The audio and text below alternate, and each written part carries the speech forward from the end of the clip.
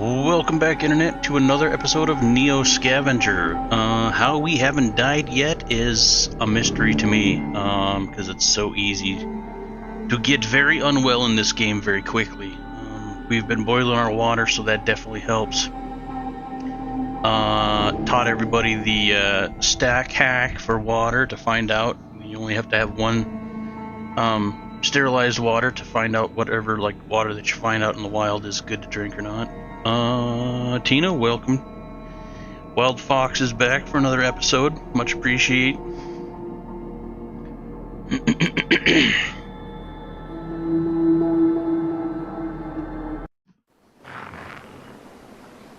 Oh, that's right. We were chasing down that guy with that backpack, and he's just too fast for us. It could also be that we have a sled that is deteriorating quickly. See if there's anything of great value in here. There's not really anything. The multi-tool is the only thing that I would like to take. We could probably not carry the scrap of foil or the glass shards. We have plenty of lighters. 55 and then 86. So 55 is the least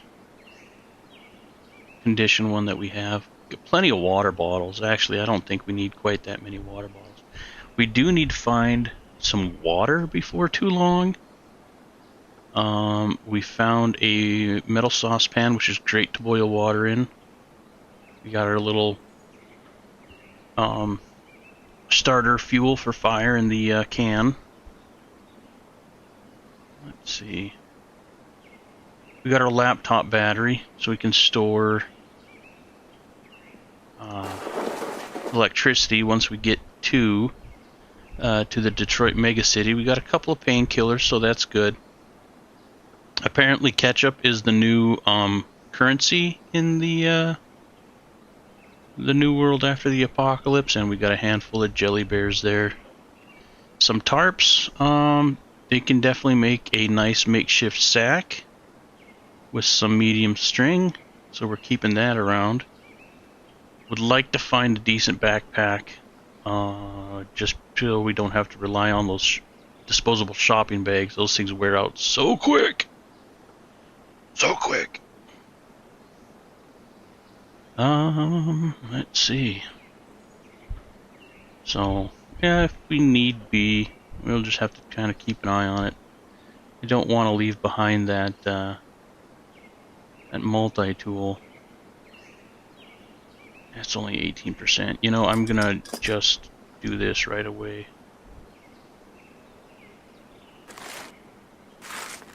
That's 94.3. I'm going to toss those since we got the multi-tools. Shift all these up, throw the foil out. Foil is really good for making like arrows, but we didn't spec into ranged, so we're just going to carry the crowbar and hope that we get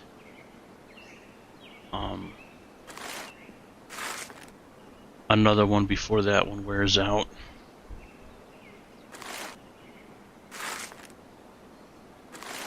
That's not smart. If I that's not smart either. I don't really want to carry that sleeping bag in my backpack if I don't absolutely have to.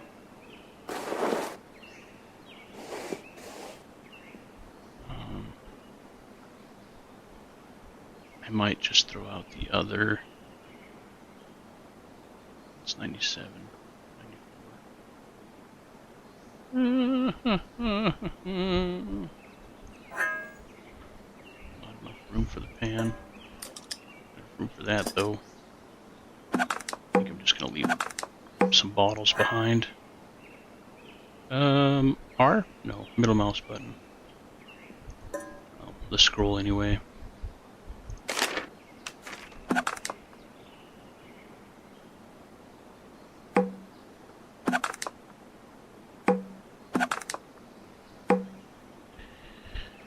Good enough. Should be ready to roll.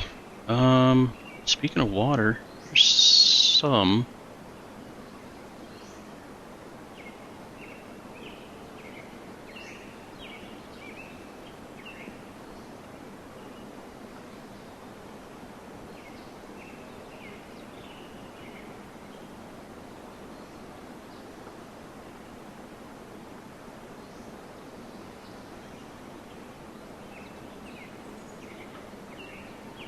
Oh, you're trying to link OG's channel? Yeah, I would have thought Lunas got one for him too. He's kind of going ham on him for a while. Is it past that one?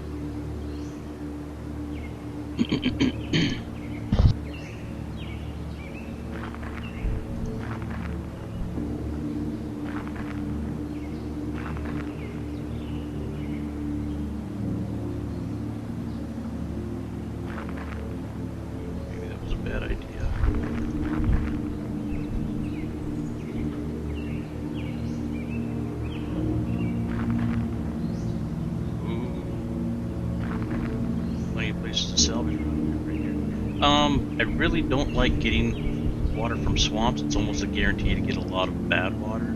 Your best bet is like streams, rivers. Second, you can pick from like lakes and ponds, but just I'm trying to stay away from those. Just want to boil. How many more do I get? Stop moving laying string around. I'm maxed out on string. I guess they can have it. No place is the salvage in there?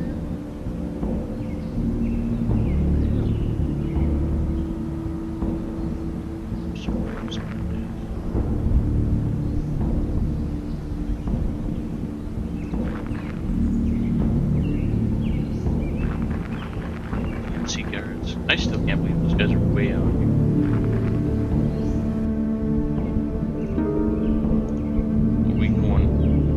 We going ham on this shack. These are some of the better areas to find food.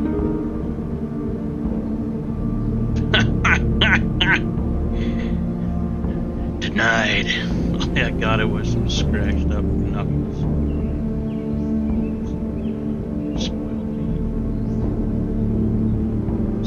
Me.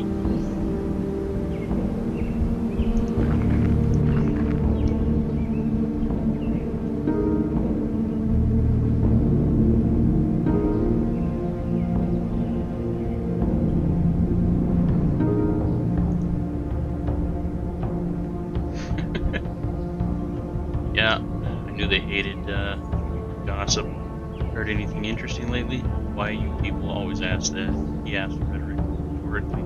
Seriously, you think we just collect rumors for the first rag man that wanders into town? He leans incredulous.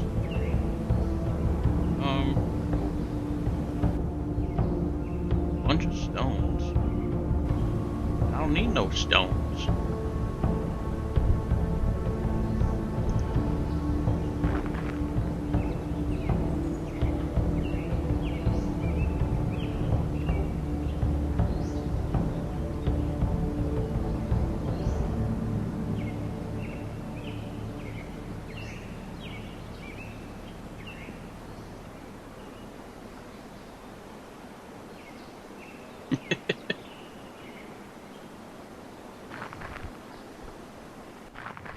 Ooh.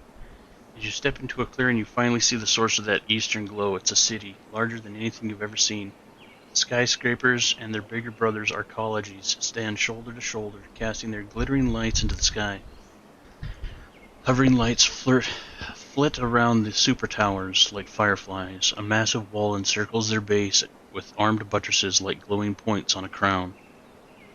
And radiating out from that wall, a shanty town of crumbling buildings, shacks, and tarp lean-tos. I think he's missing an O on that, but I could be wrong. I suck at spelling. Relief at the sight of civilization almost overtakes you until you realize you still have to make it there. That and scavenging promises to get a lot harder near the city, as nearby ruins will have been picked over already.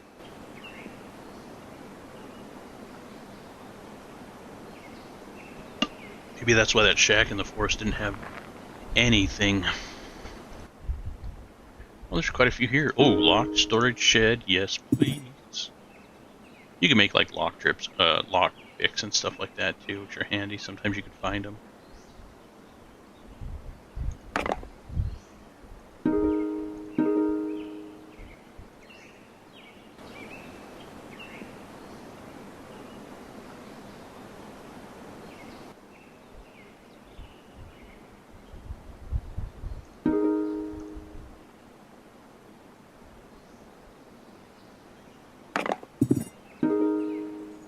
Yeah, you're gonna be hard up for loot, I think, from here on out to the city.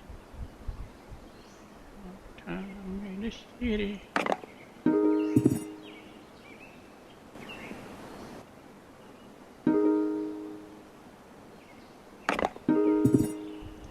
Just wearing out my crowbar. Oh, some bullets. Those look like big beefy shotgun bullets. Cornucola, I don't want none of that. I'll take the bullets. How's my bag doing? 46.4? Did I lose my car yet? No. That's actually valuable. It's kind of large. I wonder what they made that trap out of.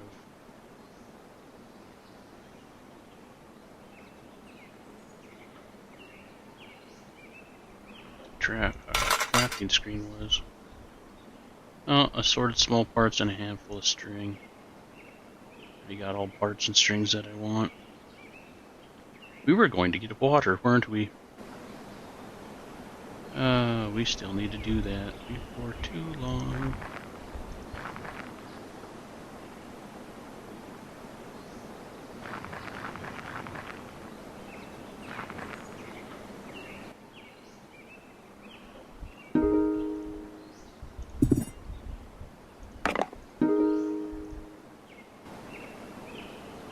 Nothing.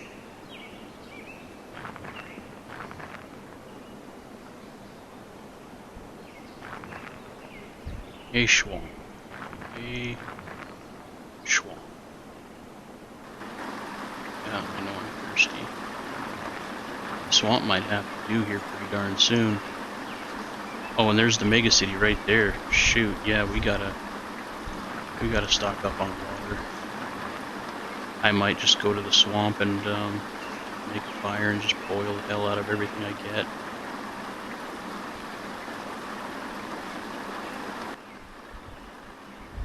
Water. Ooh, Drink that.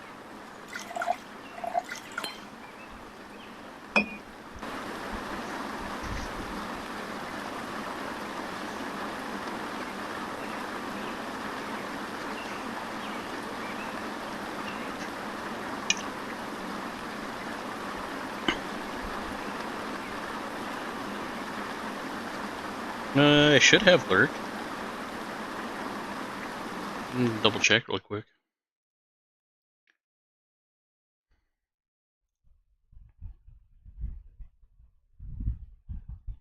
Do do do. Do.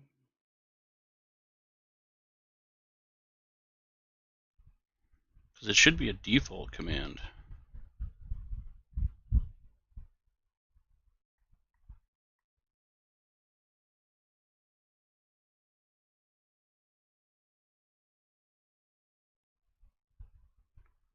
It's not. I swear I seen it on here the other day.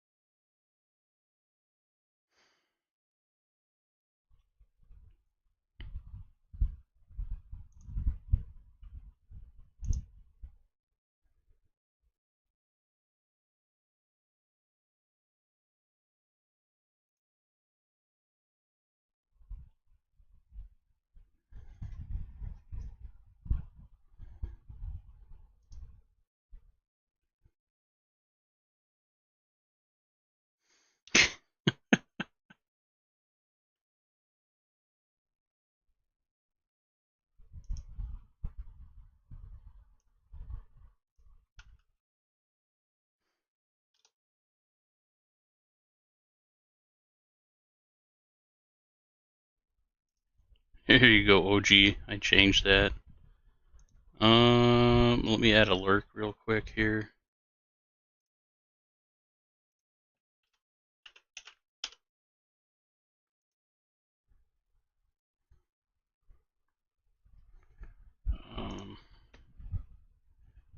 What's variables? Where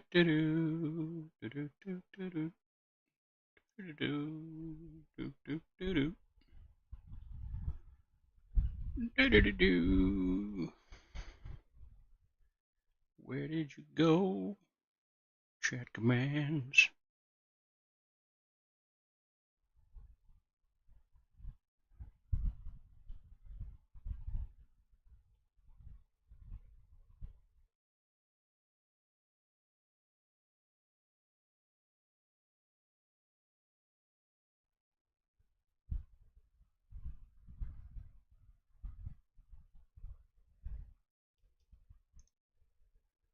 Okay. We'll see if that works. This is the first time I've making a custom command, so bear with me.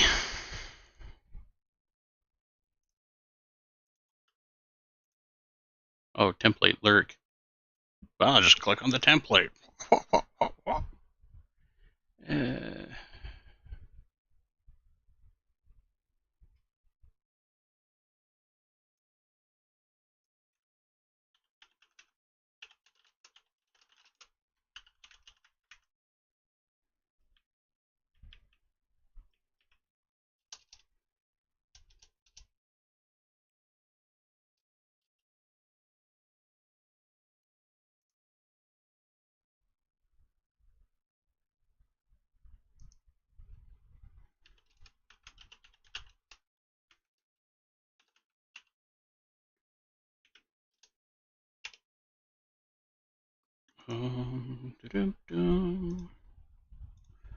Copy emoji website comes in so handy.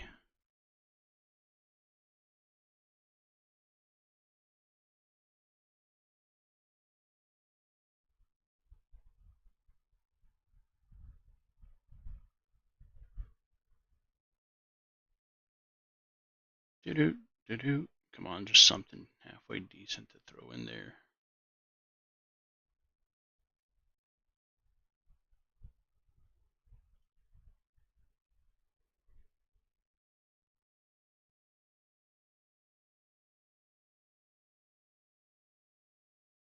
Of course not.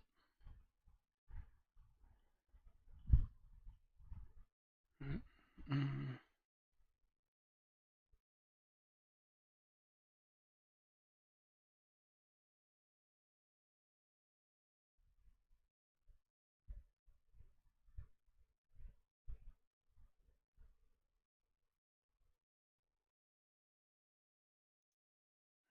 Okay, of course, the one I picked can't copy.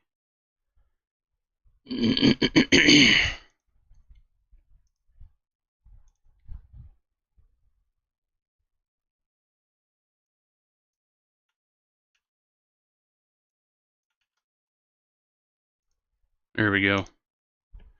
I'm going to reload the dashboard just in case that makes a difference. And should have the alert command now.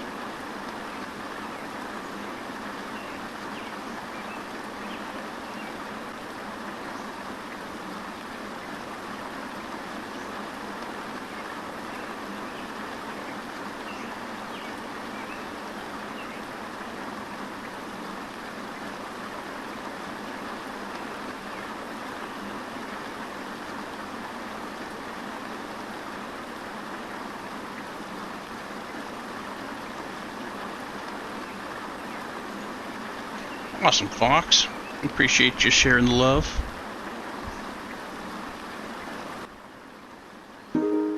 Ain't gonna find Jack. Oh, actually, this one might have something. Ooh, clothes, stuff and things. Water. Sterilized water.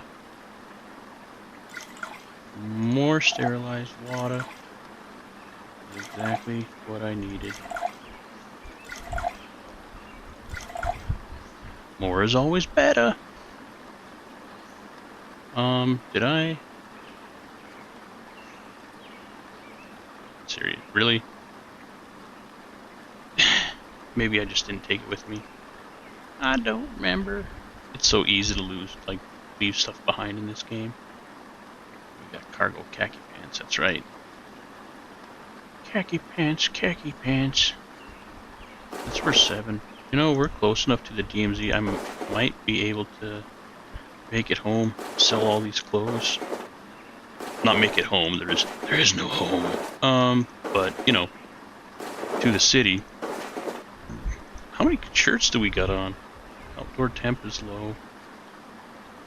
We got the Dogman fur coat, we got our hoodie, Allergen Fairgrounds t-shirt, 3 Dog Moon shirt, the hospital gown. We could probably take off the hospital gown, to be honest. Banana t-shirt. What's the brown t-shirt? We'll have a look-see.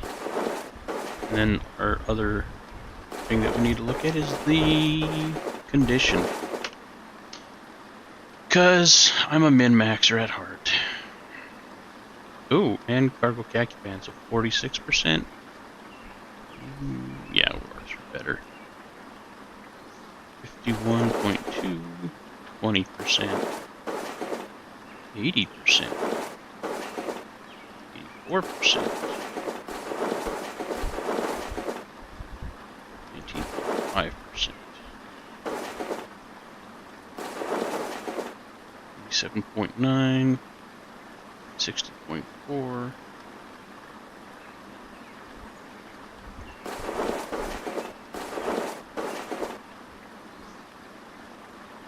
What does the banana t-shirt look like? It's got a banana! Kind of self-explanatory,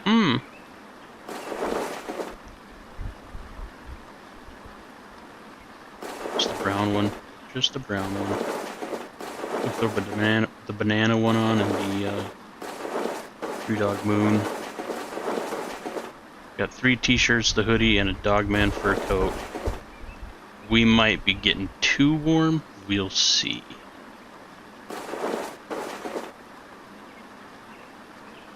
Forget about that hospital gown.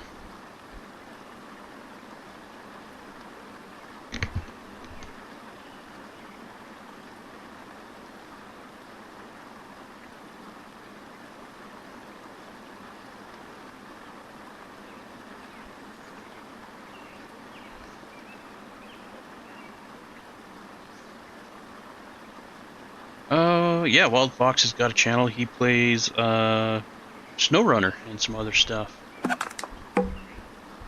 It's one thing I haven't done a whole lot on this channel is SnowRunner. SnowRunner. I might have to just go this way.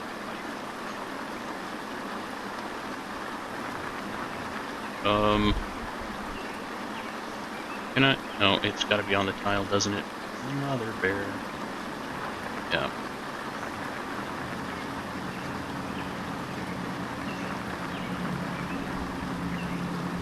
Dusk.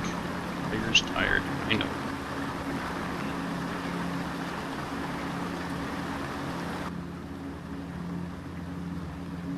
Feel. Really? Rafting? Water. Yuck.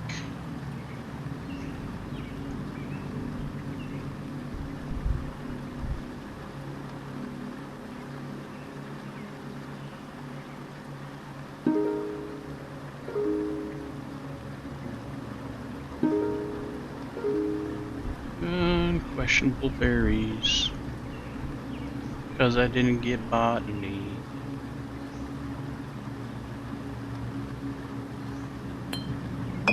Questionable berries. That sounds like it should be somebody's college nickname. Okay, this is my sterilized water. That's a good water.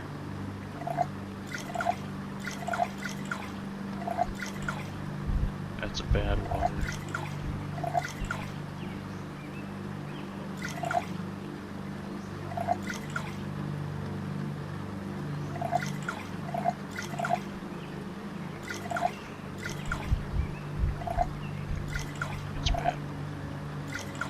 You know what? It's probably all going to be bad water. Let's just start a fire and with that. Sun's not out, so the guns aren't out.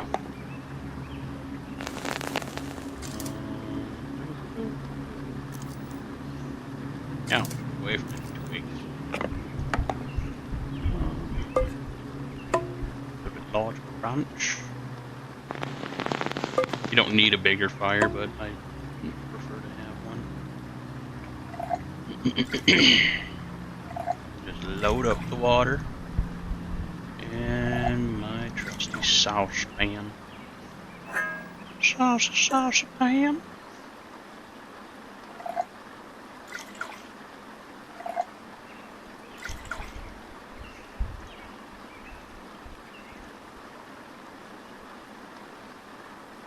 Not enough moves left to craft.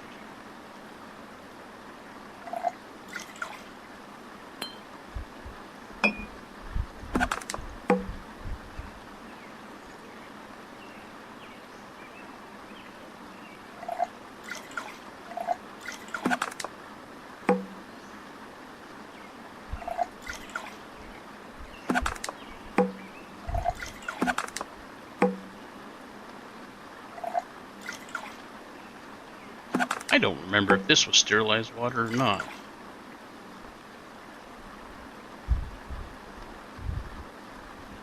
I think it is. Look at the difference in value.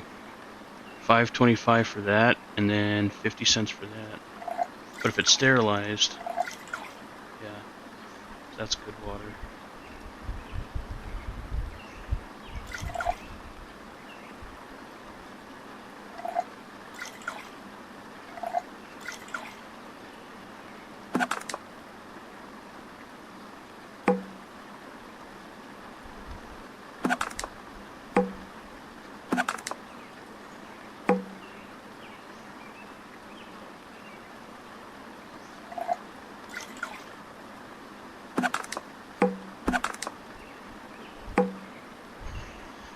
Do the water bottle shuffle.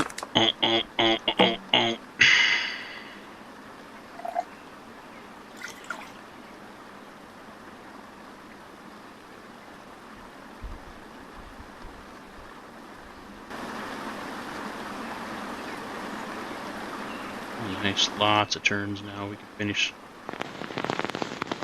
brewing our water. Actually, I wonder if that's a botany thing. I would love to be able to make some tannin tea.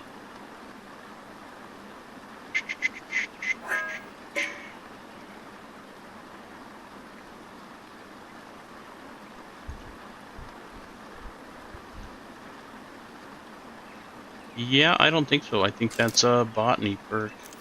Man, botany is a nice one to get.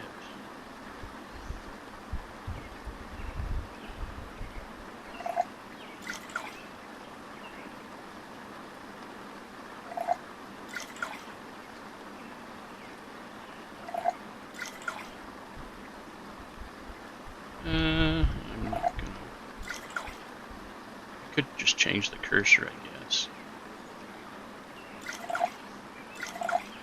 Yeah, that's a lot better.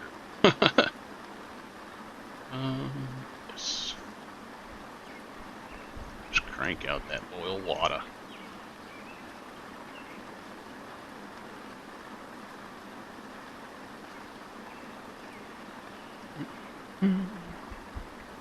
Kinda hungry. I'm gonna chew on some jelly bears.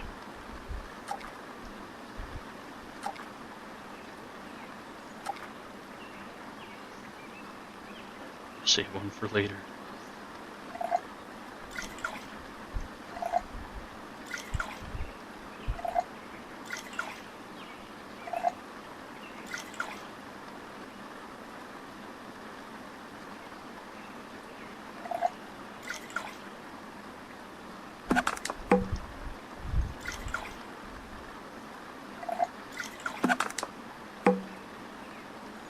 Fill up the corn-cola bottles. I was saving them for tannin tea, but I guess since I can't make tannin tea, at least I don't think I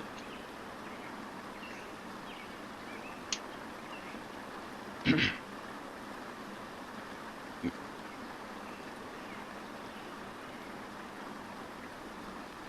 Yeah, I probably fractured. I probably wouldn't bet more than 100 on the slots, maybe 200 if you got a ample amount.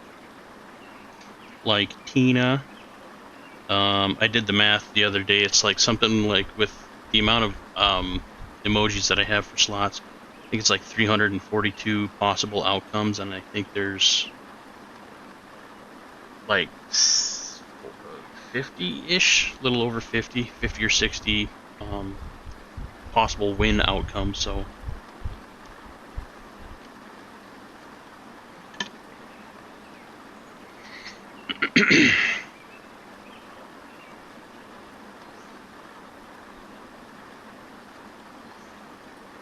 oh, nice win, Fox.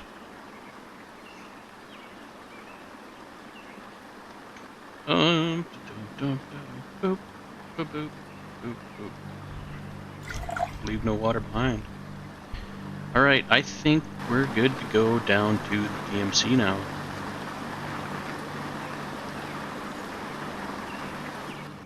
Oh shit.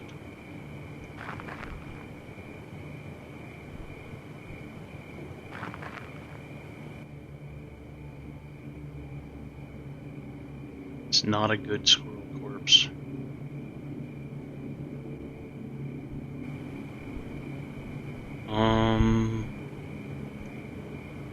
It's dark.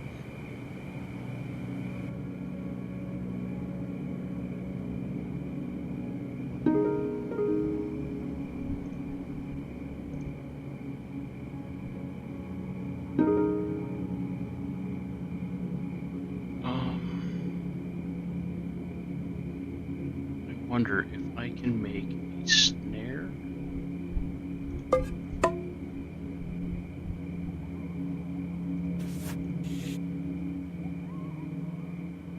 Splint trapping. Oh, so I can make a friction fire. Cool. I don't even need lighters. They take up a lot less space, though.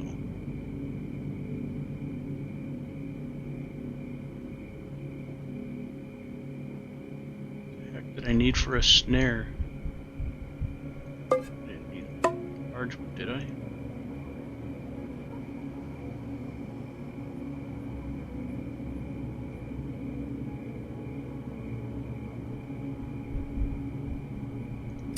Did I need a sharp edge? Sharpened spear.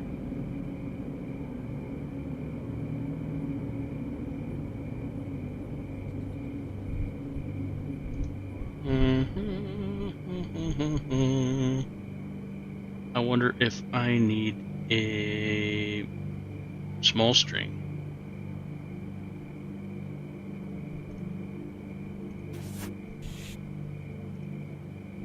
Here we go. Small string was it. Squirrel snare.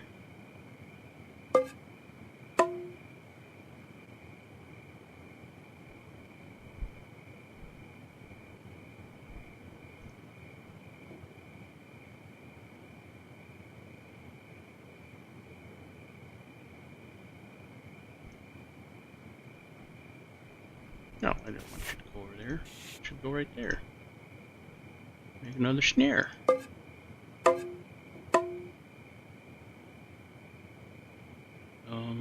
Let's see.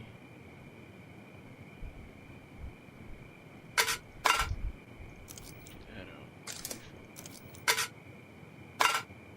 I guess I don't need the soup can either. That would free up 2 more slots. Although the soup can does provide a good thing to make a rattle trap out of for alertness when I camp.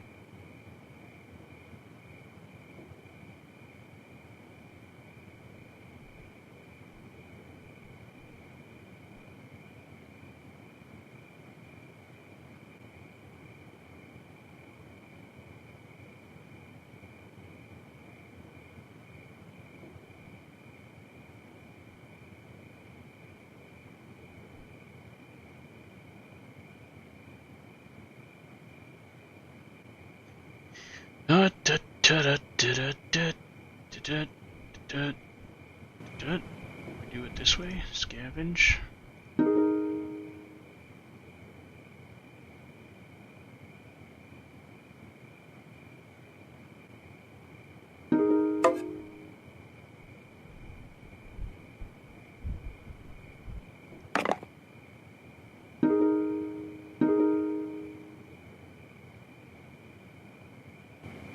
Not even a squirrel. I was hungry. I was a hungry boy. It's alright, we're really close to the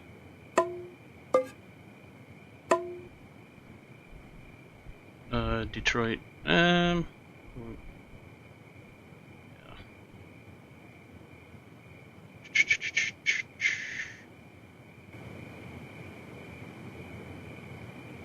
Kind of want my string back since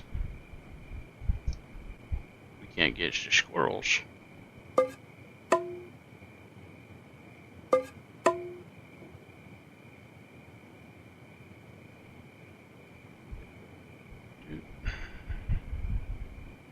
And I want to turn my into medium thread.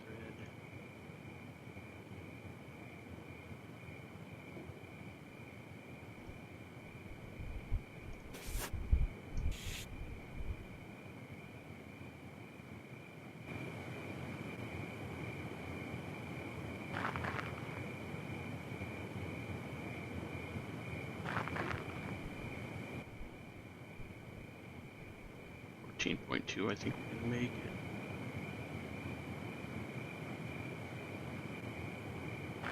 I am super tired.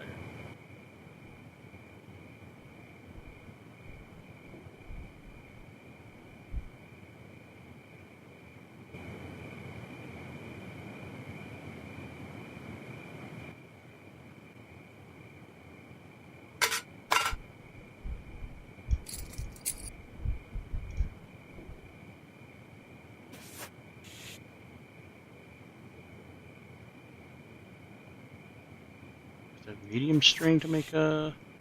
Yes, noise trap.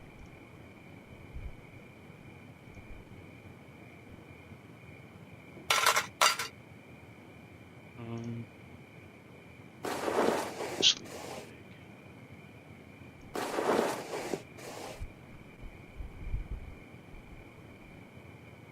Not very much shelter, but that's what we got.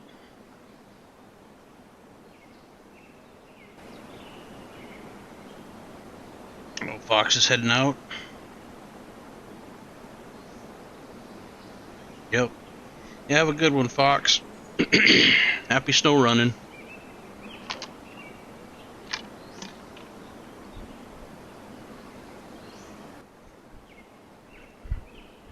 Always remember to go back to camp and grab your stuff. Break down our noise trap.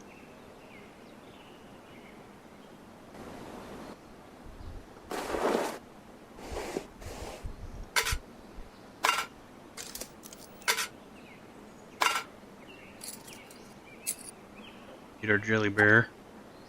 Have a little makeshift breakfast. And yeah, we're a little bit thirsty. Actually, surprisingly thirsty. There we go.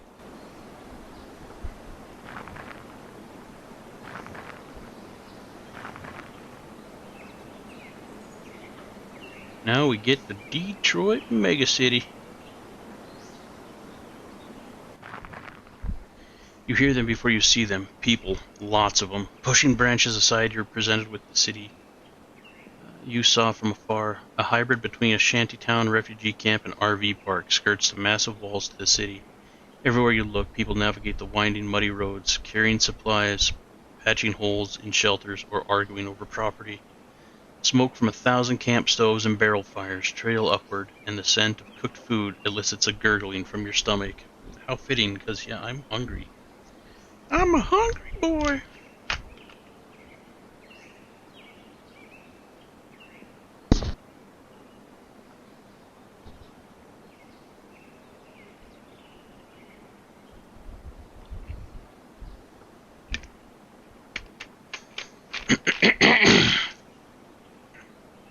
Excuse me. Nary an eye pays any attention to you, just one of dozens of ragtag corpses shuffling in from the wasteland. Beggars, customers, hopefuls, prey. Welcome to DMC Sprawl.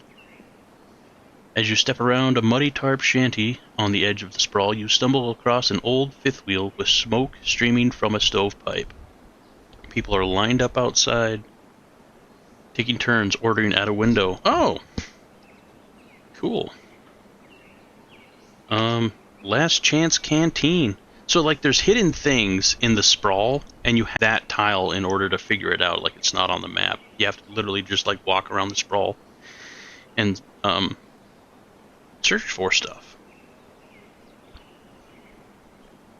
You're standing outside the Last Chance Canteen. Originally named for its location on the outskirts of the sprawl, locals often joke that the Last Chance Canteen is, in fact, a warning to prospective patrons. Known for serving whatever is available, as well as a few suspect staple dishes, the Last Chance is a venue for those hungry and not too fussy about their food's origins. Still, the old fifth wheel draws lines enough to keep its grills hot, so nobody must have died from their food yet.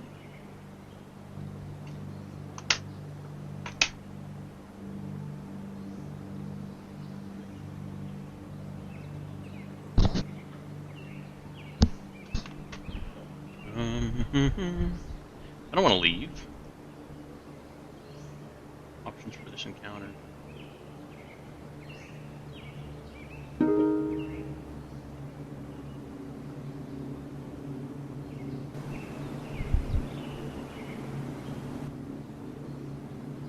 Ooh.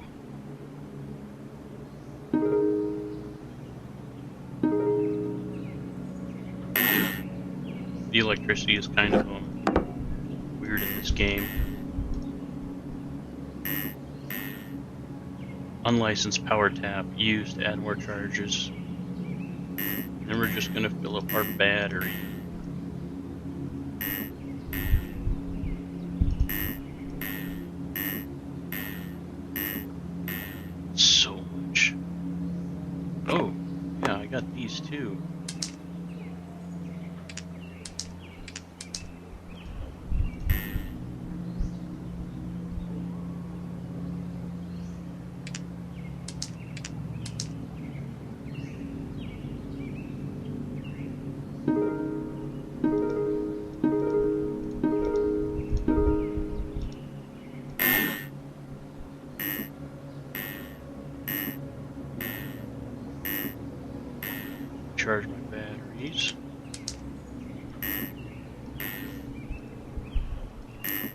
Take all the electricity with us.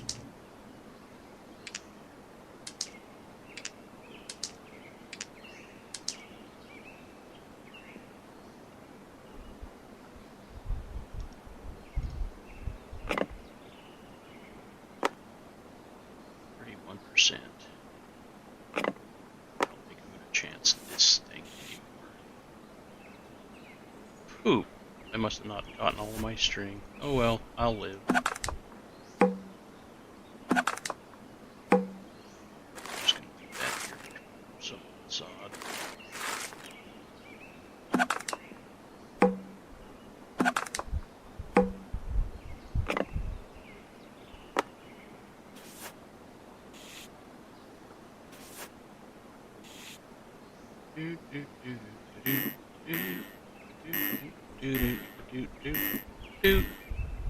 So much electricity in that.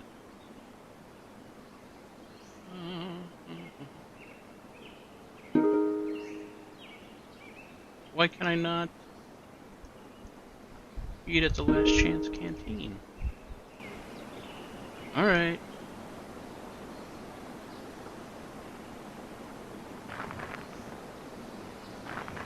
That's something. The junk market. As you navigate the winding alleys of DMC's sprawl, you encounter a huge structure fashioned of shipping containers. Throngs of people enter and exit the structure through a doorway on one side. Inside you can see a thriving bazaar where people trade scavenged items in the light of 1,000 lanterns and bug zappers. The air is thick with sweat, smoke, and the smell of barbecue and spices. This is the sprawl's notorious junk market. Pick up items to purchase them, or drop them to sell them. Please don't ever accidentally drop your items. Store policies? Hardware software. If hardware software is not switched on and unlocked, vendors will only pay the hardware's value as if it were empty. Items will then be appraised by a specialist and resold at full price. Medicine. Vendors will only pay a nominal fee for unidentified pills. Pills will then be identified and sold at full price. When in doubt, verify the vendor's purchase price before surrendering items to them. All sales final. Okay. Can I go there? I can go there. Night vision goggles for $100. For $100 dues. I'm gonna sell my bullets. I got half of mine to keep the rifle. It's done me good, but I don't know. We need the money. Sell my ketchup. My valuable ketchup. I can't get to my stuff in my overcoat or my hoodie without taking off this, and I'm not going to take that off.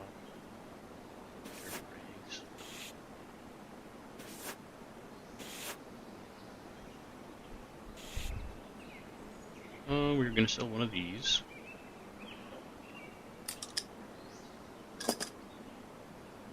$41.58 for 82. Yeah, I think I'm going to do that and buy a brand new one.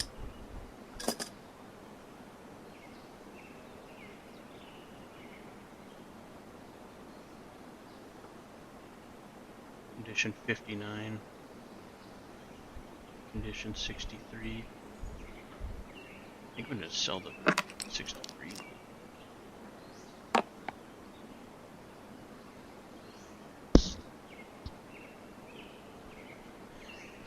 Cheap memory stick. Oh, GPS. See, like if you had like a smartphone or something that was on and unlocked, you can buy a GPS and it'll show you like exactly where you are. Makeshift shack. Empty first aid kit. Small chunk of hide. $3,000 for a tracking bracelet. Pill organizers with pills in them. 100% lighter. Meat. Yes. No. I think there's food close by. I know there's gotta be. Anything else we want to sell? I don't really think so.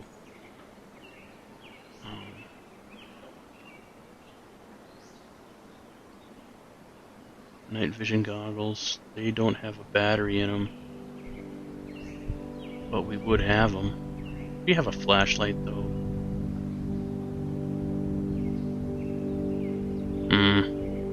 Tempting. Tempting. I'll think about it. I'll walk around a bit. Oh, we got our vehicle to sell stuff too.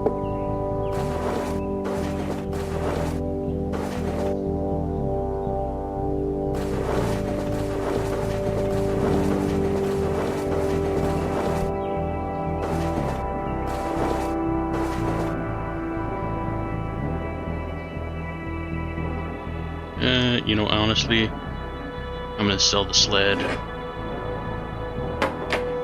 It's about broke anyway.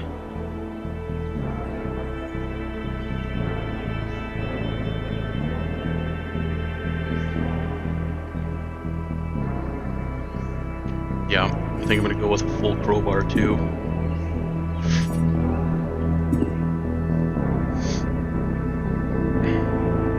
You know, he ended up with $720. It's pretty impressive. Mainly because of that rifle.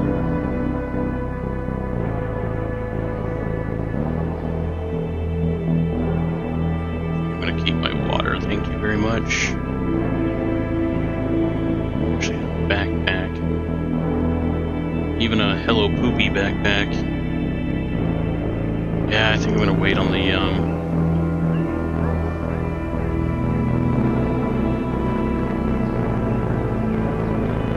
night vision goggles. I'm gonna try to enter the canteen now that I'm not pulling a sled.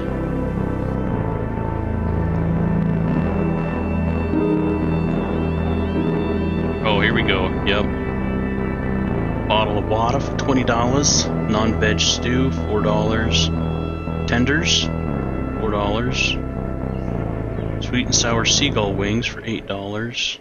Mixed veggie bowl with protein crispies for $7. Mixed veggie bowl for $5. I think we're just gonna go for a mixed veggie bowl.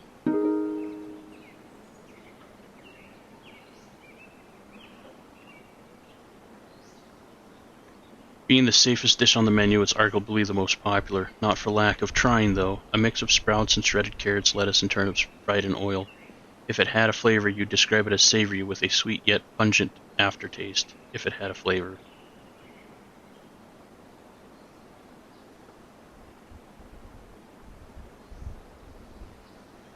We'll try the protein crispies because we're hungry.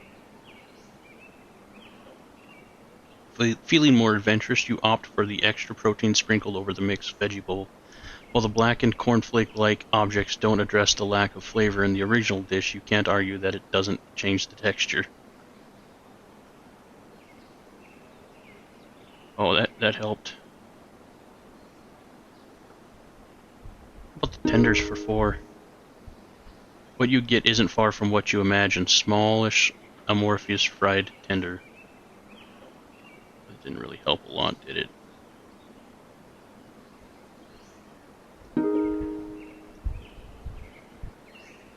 Oh, I think we're good for now.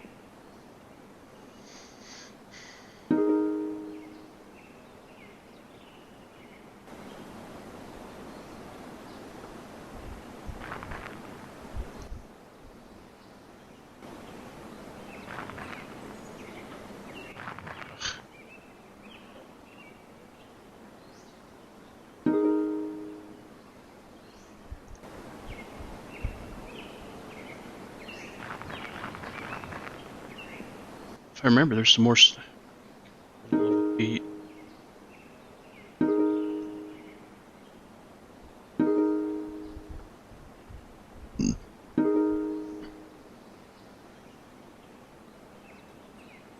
You think we got some shortage, labor shortage? Look around. The one thing we got in spades is filthy immigrants.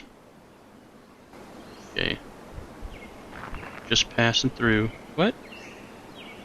Players warmed by a campfire, but also easier to spot. Just got a campfire here. Oh, burn barrel. Cool. Alright.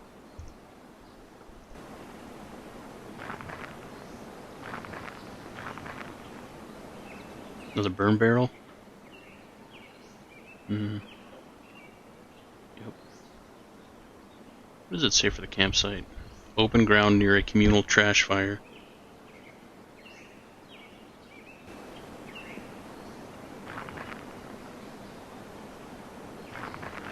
Still morning. Down here, squeezed between the DMC's southern walls and the Great Swamp's proverbial hard place, you'll finally find a place boasting vacancy, St. James Parkade.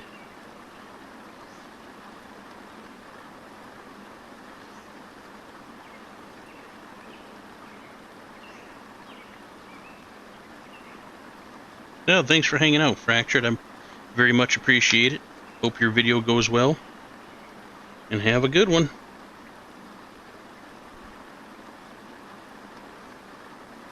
St. James Parkade is what it sounds like, a pre-apocalypse parking garage, except in this case repurposed to berth humans.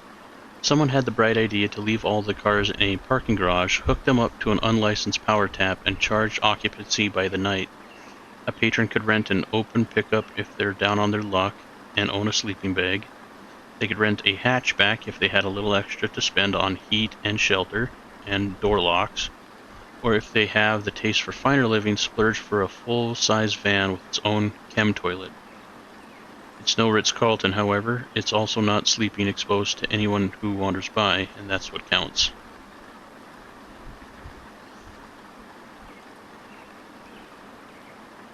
$120 for a van, $45 for a hatchback. Yeah, that's not bad. For locked room. Just kind of exploring right now.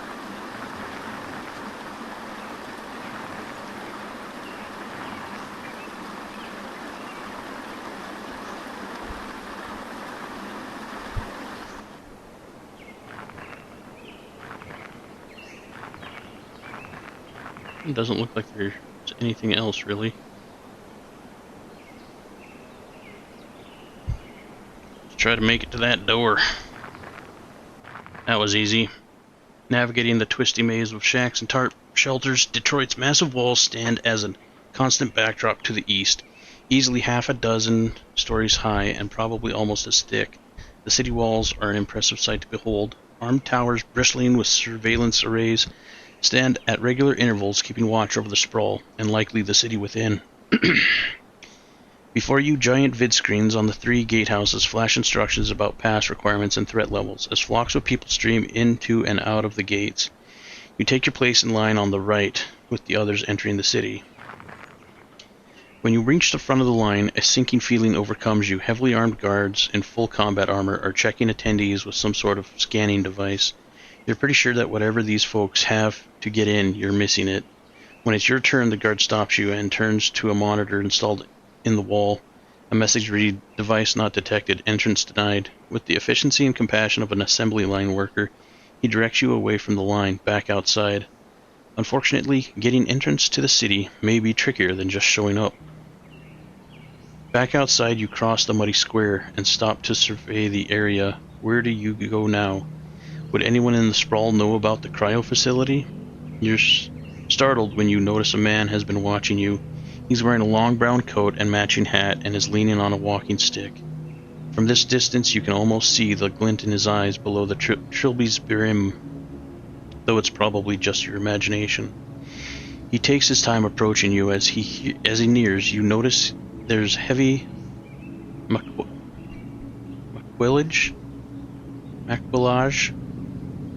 There is heavy maquillage on his face. It reminds you of one of those old portraits you see in the history textbook. "Folks call me Hatter," he says matter-of-factly. "I think we may be able to help each other. Come with me." "He's gonna eat me." Hatter's office is in the husk of one of those flophouse hotels you see crammed between high-rises in a busy city. It even has the old marquee hanging precariously from the cornerstones. Several floors up, armed guards with watch over the street from missing sections of the building. Hatter acknowledges the men at the door and leads you through a surprisingly clean lobby to an old-fashioned elevator. I have a client, he starts, pausing for the cage to rattle shut, who collects heirlooms. He speaks louder, over the motor. He compensates well enough, in fact, that I'd be willing to part with a DMC visitor pass in exchange. The elevator clunks to a halt, and the door rattles open, revealing a dark room lit by video screens and old lamps. Stepping off the elevator, it feels like you've walked into a control center built into an antique store. Baubles and relics crowd the walls and tabletops, while video screens and computer consoles cast a bluish tint on a handful of armed guards. Hatter crosses the room to sit in a low, broad desk facing the elevator. There's a lake. He pulls a road atlas from a desk drawer, about a day's walk northwest of here. Inside a building there is a silver urn. He pages through the atlas to a map of Michigan. My guess is that you know a thing or two about getting around out there, and maybe this could be your ticket to the DMC. He pauses to look up at you. Interested? You can accept the urn job, decline the herb job. Trapping, something's fishy here. Give Hatter security footage. Oh, the security footage of when I beat that dogman to death with my bare hands. Yeah. Hatter slots the memory stick into one of his video monitors. As the footage plays out on Hatter's wall unit, you notice more than one bodyguard shift self-consciously, and another utters a low whistle. Hatter's lips curl into genuine satisfaction, and he leans back in his creaky wooden chair. Maybe Christmas comes early this year. Tell you what, forget about the urn. The pass is yours. He pulls a black wristband from a desk drawer and extends it to you over the desk. And hey, he says before letting go of it, maybe you come around again when you are looking for some work. I think a few of these hotshots could learn a thing or two.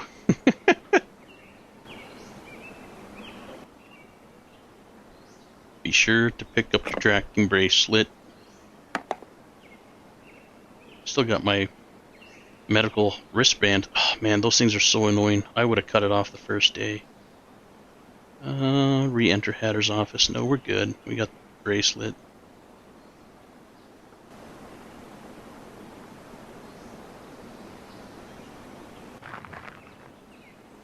Alright, enter the city. At the front of the line, the guard monitors you closer. A moment of pregnant silence precedes a satisfying chirp, and the monitor flashes. Visitor pass, alphabet soup, authorized. The guard ushers you forward, and you begin down a longish stretch of empty corridor lined with harsh xenon lighting. Beyond the opening at the other end, you see throngs of activity and the flicker of busy signage eclipsed by passing people. Detroit Megacity! Teacher Petra? What do you mean, Teacher Petra?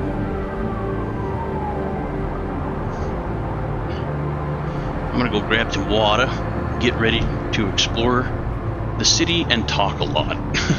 Give me just a second, I'll be right back.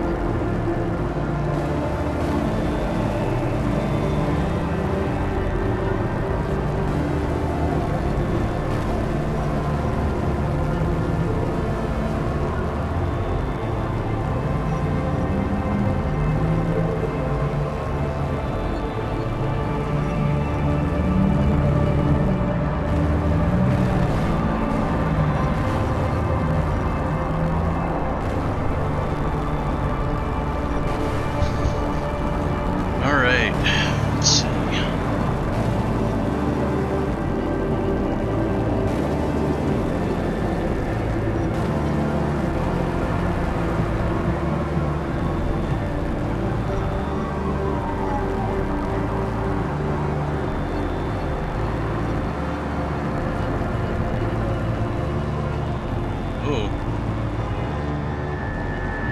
You gained a legendary trait. Legendary reputation for being unstoppable.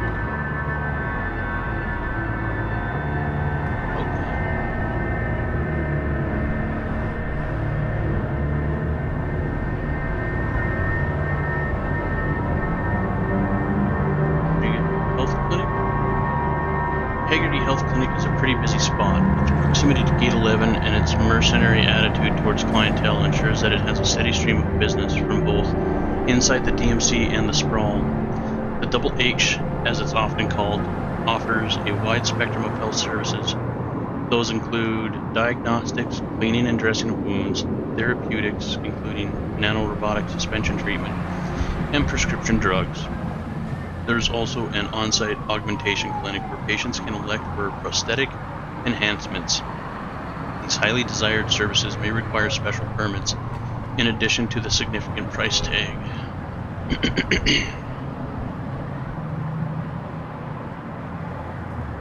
As you cross the street, you can't help noticing the activity on the rooftop.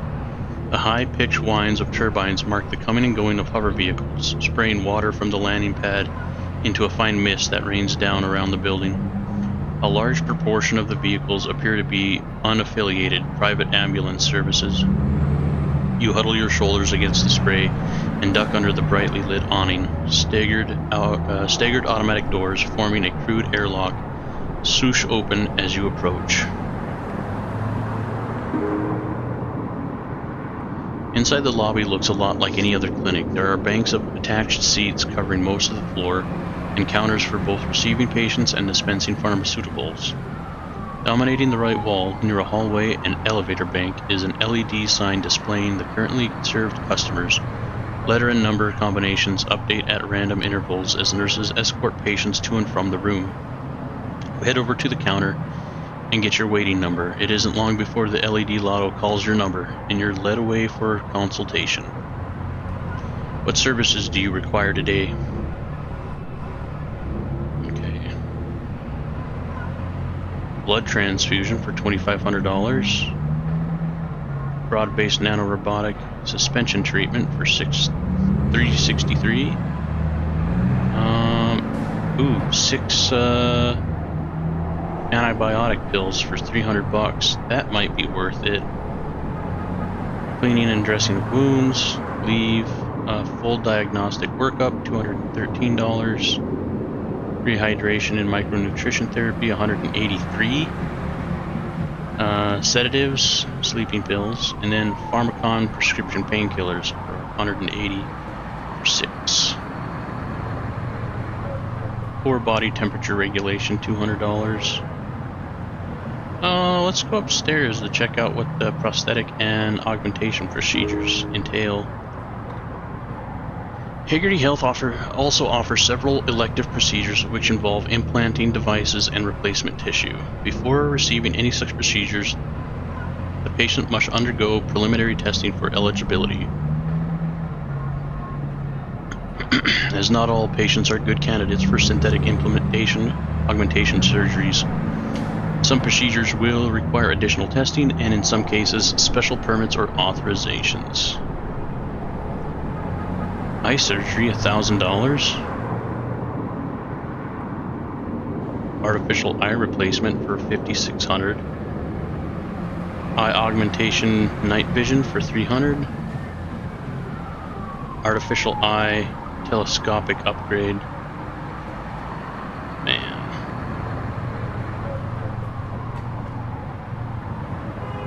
We're only about $300 away from eye surgery, so I can get rid of that myopia. That wouldn't be bad. We're a long ways from an eye replacement. I think the eye surgery would be best first. Can't afford any of that stuff yet. Kinda want to get antibiotics.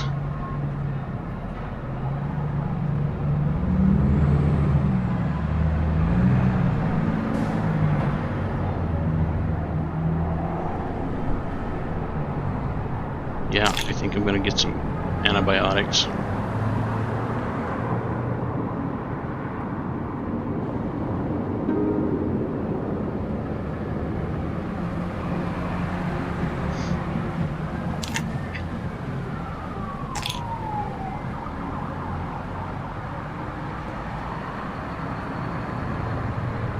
Very well, the dispensary should have those prepared shortly. Hey, Steven. Thanks for stopping by. Much appreciated. I think that's it. Everything else is just too expensive, and we're pretty good shape.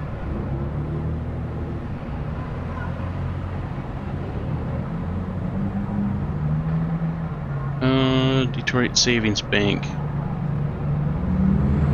Detroit Savings Bank turns out to be a surprisingly tricky business to find. It has a presence for certain. Self-service terminals are near ubiquitous, winking at passerbys from countertops, ad walls, and alcoves.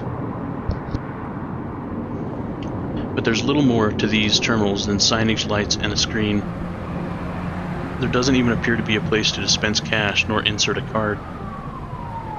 After a bit of walking, though, you eventually find a Detroit Savings Bank micro branch with more than a screen.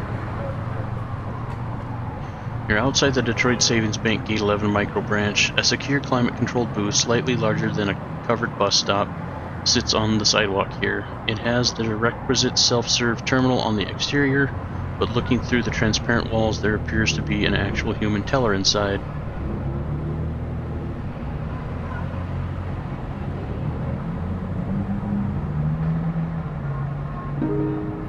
We'll go inside.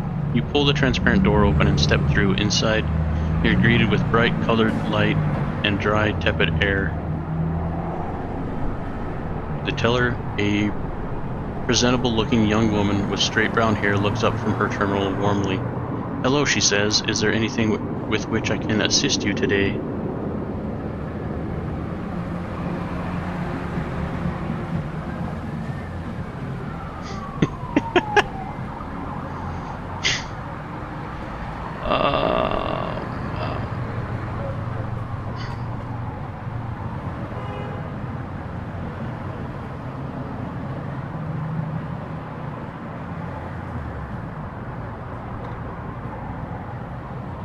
You know,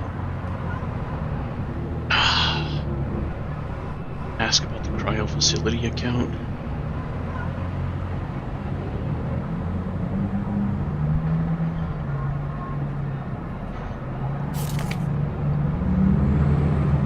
We'll pretend to be a special needs patient.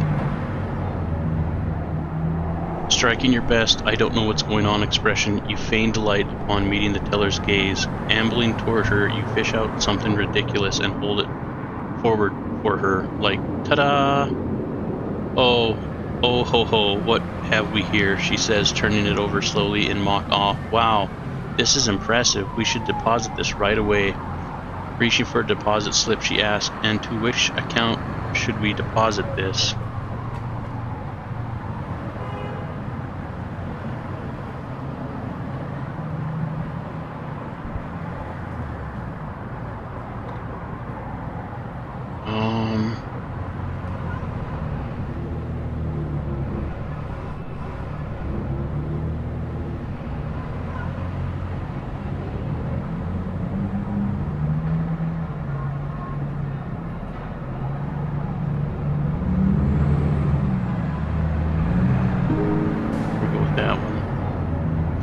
Using your offhand to scrawl the account number in childlike handwriting, an idea seems to occur to her, and she starts typing into her console. A few moments later, she turns to you. "Do you know Cale? Are you looking for Cale McCallan?" She starts writing on her notepad. You furtively sneak a peek.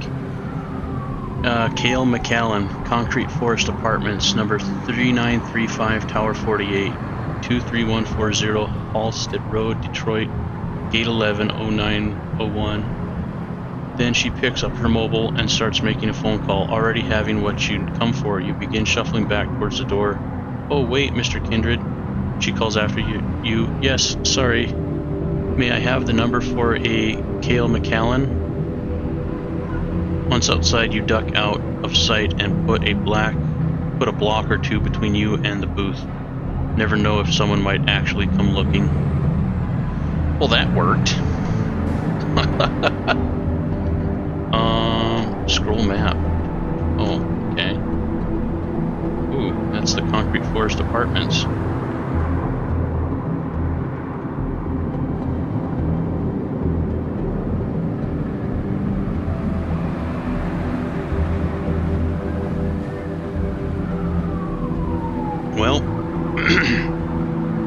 got a lead. Arriving at Concrete Force Apartments, you immediately see the resemblance. Towering structures stand at regular intervals like giant artificial trees. Crisscrossing laundry lines, string lights, and Contra Code balcony modifications complete the illusion. Below the ground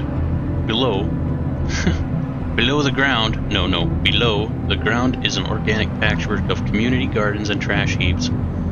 Gutted husk of cars and playgrounds, those who call the forest home, and those who sleep in its shadow. It feels a bit like a street fair collided with a refugee camp in the ghetto. Interesting imagery. You step into the block and start looking around.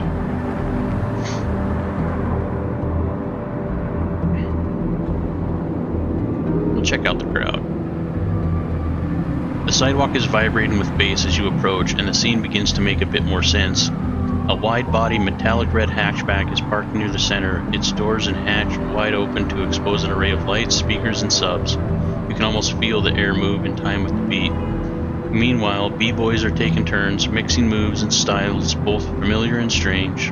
It astounds you how the human body can do these things, how humans still push the boundaries of an art form older than you can imagine. The high positive energy feels so foreign after days in the wild. Everything out there seems to be forgotten in this hot bath of sound and energy. You stick around a few moments more, soaking up raw culture, then turn back to matters at hand.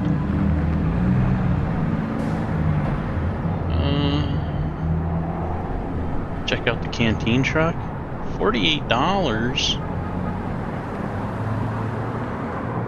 I am still a little hungry though too.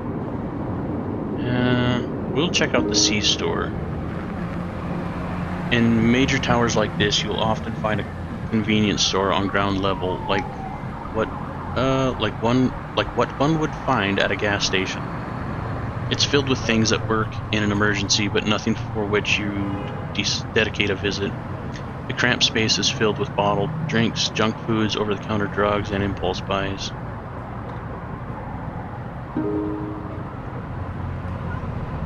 Pick up items of purchase. You cannot sell items here, however. We got batteries. We don't need jelly bears. Whiskey would be good. Ooh, 12 units of whiskey. That would be definitely good for anesthetic. If and when I get cut. All the pill bottles. It's $101. That's not bad though. For all the pain pills. We already got our prescription antibiotics. We could sell that at the traders outside.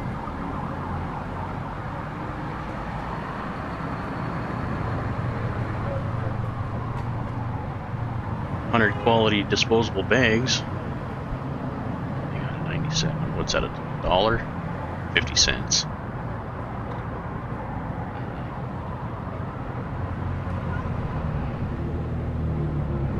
I might pick up one.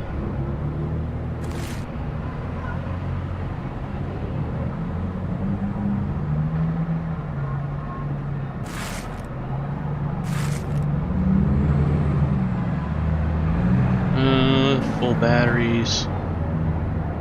Twinkies for $5. Soup for $5. 241. That would take all of my. That would take a large portion of my money. I think instead I'm going to buy a full bottle of painkillers.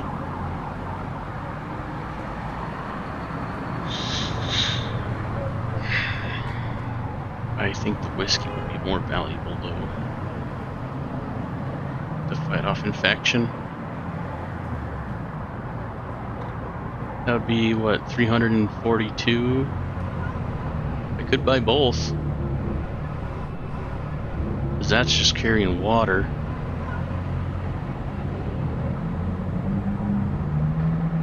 You know what? I think I'm gonna do it.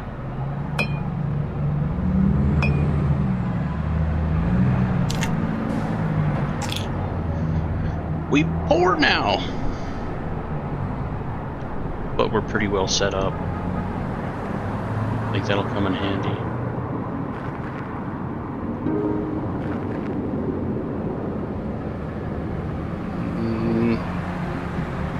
I don't think so. I don't think we need to spend 48 bucks on food. Head towards Tower 48. Ah, get a drink of water.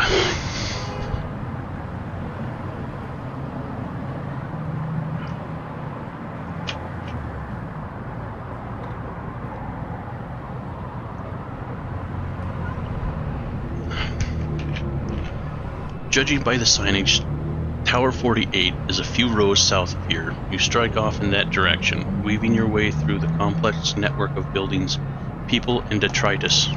Deep in the center of the block, you find number 48. The thing is easily 40 stories high, and like all the towers here, has an X-shaped cross-section. Also, like all the other towers, there's a security entryway, some sort of card lock, likely to keep troublemakers like you out. And judging by the dents and marks all over the frame and glass, it's done its job handily over the years. Look for another way in. Trapping. Jam the main door. Wait for somebody to use the door. Use the intercom.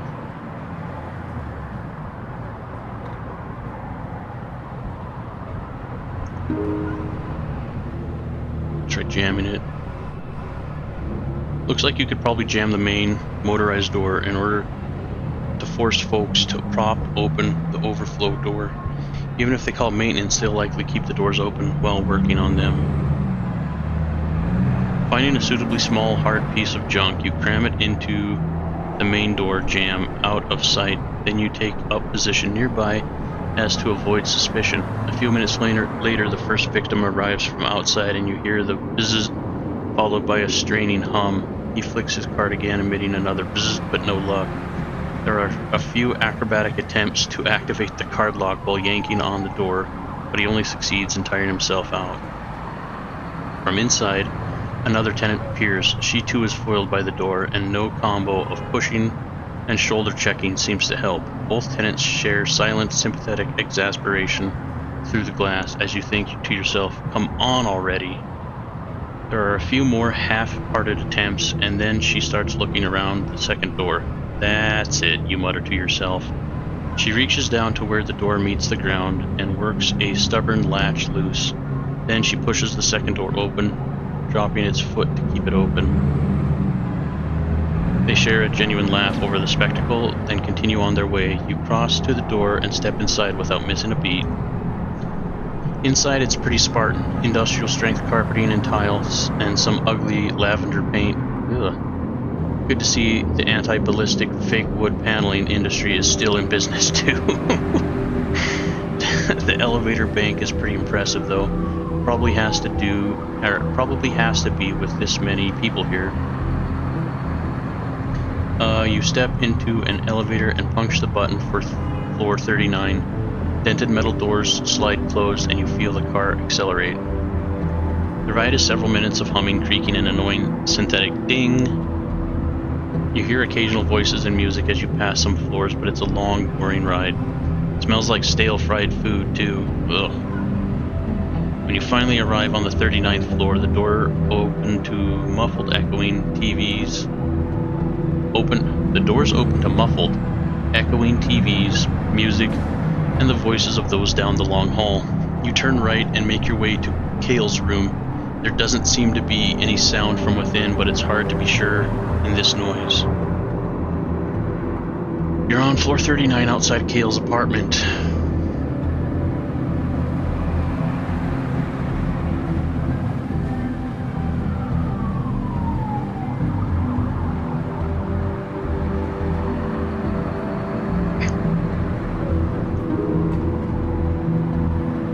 Knock several times, but there's no answer. Must be out.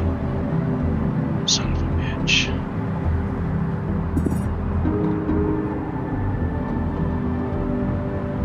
Oh, I might regret this. Hey MTX, thanks for stopping by, bud. Much appreciated. I hope they don't call the Rozzers. You don't have time for subtlety or politeness. Crack, the door swings open, shredded molding where the latch used to be. You step through, hoping that noise wasn't as loud as you thought. With the door closed behind you, pale aquarium lights cast a glow on everything. You flick the overhead switch and find yourself in a veritable shrine to mer people. Posters, statuettes, seashells, and other paraphernalia crowd the studio apartment. One could almost mistake it for a gift shop were it not for the unmade bed and other personal effects. There's also an old, spare wheelchair in here, stacks of skin cream, and some sort of catheter device. Then you spot it, peeking out from another picture's frame, a photograph of someone pushing you in a wheelchair.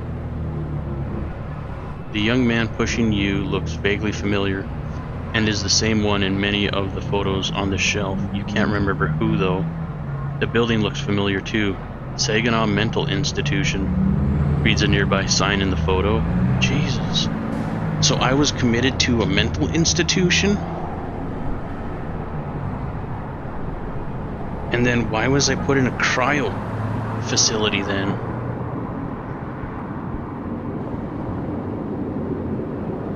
Hey Hoosier, thanks for stopping by. Appreciates it. Saginaw, what were you doing up there? And were you on your way in or out?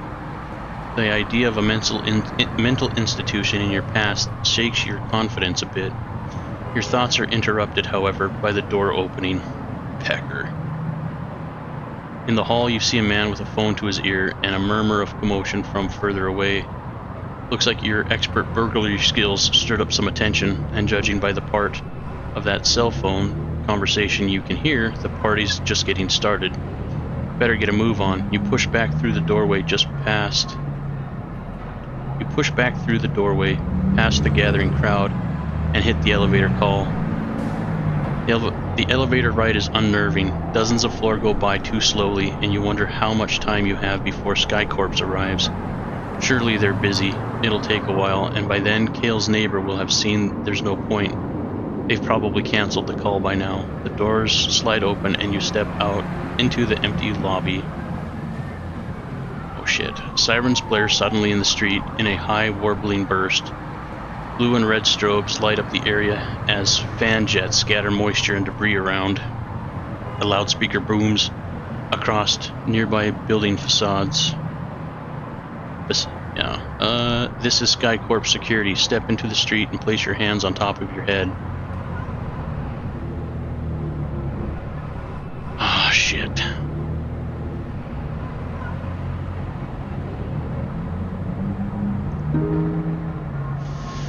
I got a feeling we're not gonna make it. I think we're gonna end up in the pokey.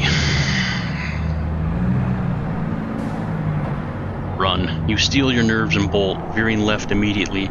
A flash of red emits from the skybike's undercarriage and your body is painted in a flickering cross-hatch pattern. You hear a beep followed by a loud pow. Something slams into you and you stagger a few steps as muscles clench near the impact. What? Instead of collapsing though, you emit a lung-tearing scream and resume barreling ahead. What bystanders had accumulated suddenly flip out and start running in panic as you full tilt in Hulk mode across the street. The skybike winds up and starts pursuit. Oh, go Thomas, go!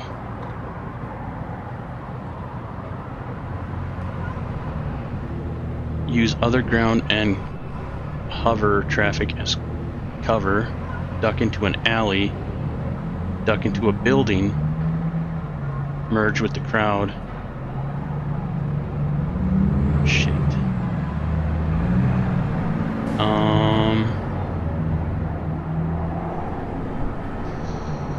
Duck into an alley? I don't think that's gonna work.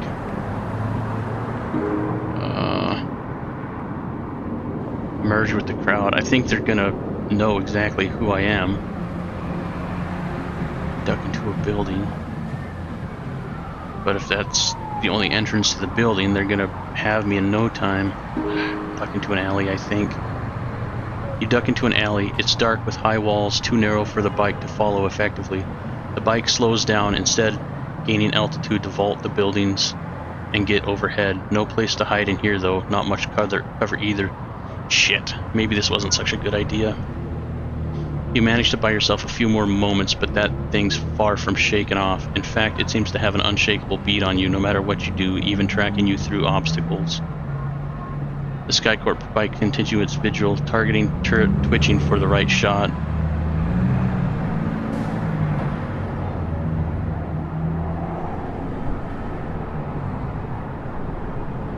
Shit, I don't want to throw away my bracelet though.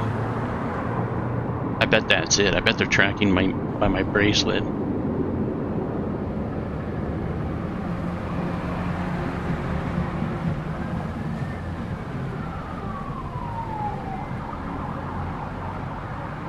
Oh, player's head was whipped. Uh-oh.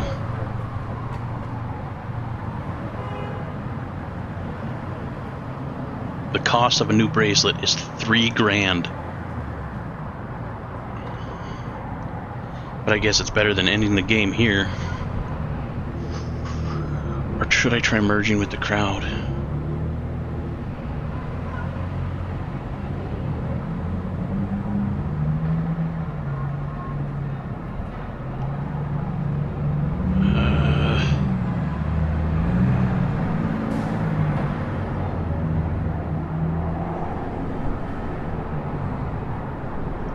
Check for tracking devices. That thing's got to be tracking you somehow. Check your things to see if something's giving your position away. Bracelet. I know it's got to be the bracelet. It's got to be.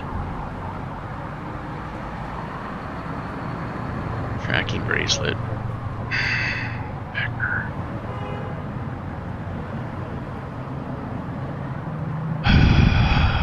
I really don't want to drop it.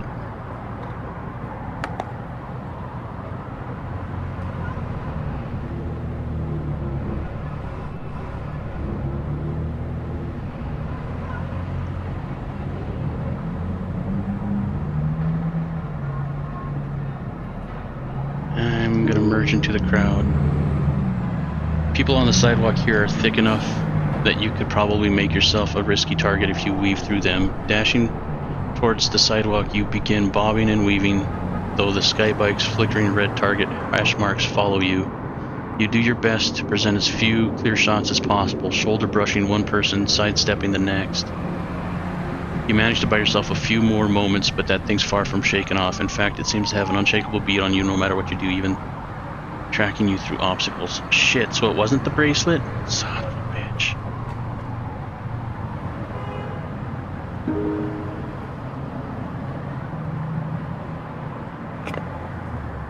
Oh, good, I'm able to put it back on. Okay.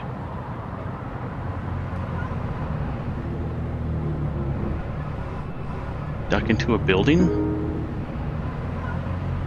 Scanning for doorways, there's at least one greasy spoon you could see entering with no fuss. Maybe they have a back door. You dash inside, pushing past a line of annoyed patrons, then to a set of interior glass doors. You press through and end in a mall-like corridor lined with stores and doors emptying onto either side of the block. Quickly gauging which way the skybike will guess, you choose the opposite.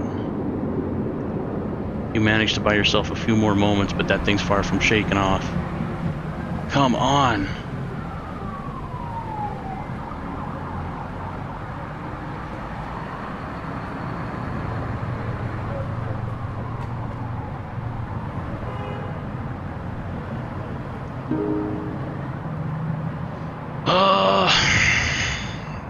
Yeah, it is. Especially when you have a good rifle with a scope and a sling in good condition, and it sells for like $300-400, and they are extremely rare to find. It's going to be a lot of scavenging to get it back.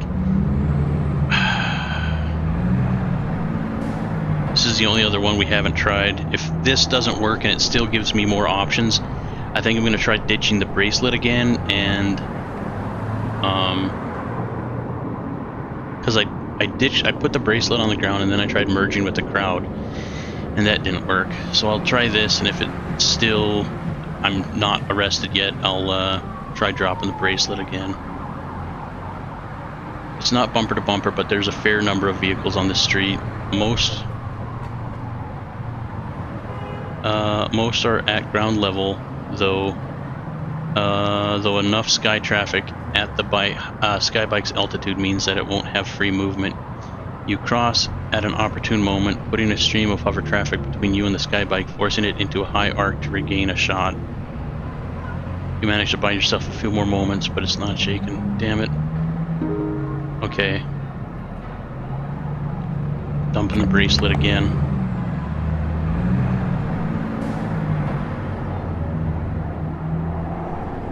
Can't possibly track me through the hospital wrist strap, right? It's on. I don't think I need it anymore.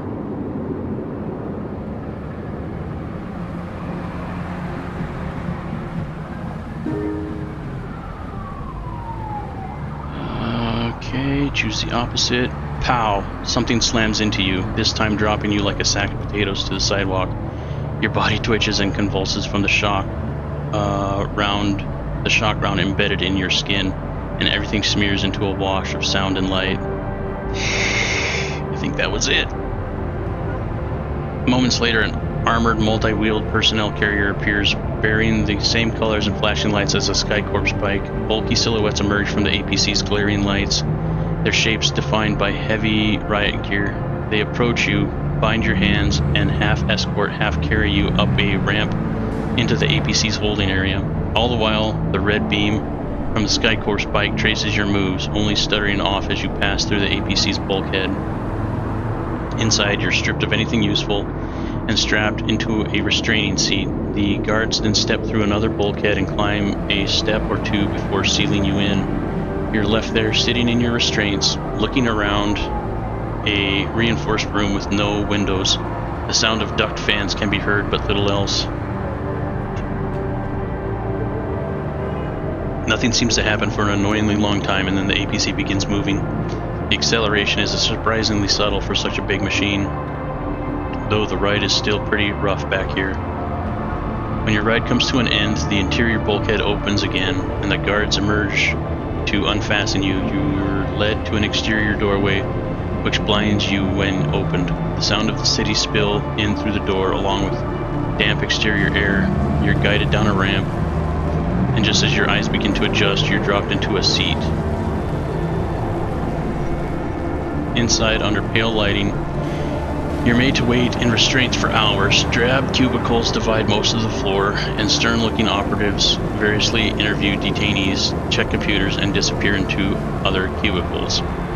Your eyes mine every detail of the room, looking for anything interesting to settle on, while foam ceiling tiles, beige filing cabinets, black inbox-outbox trays, pine desktops. It's so sterile that it actually incites frustration.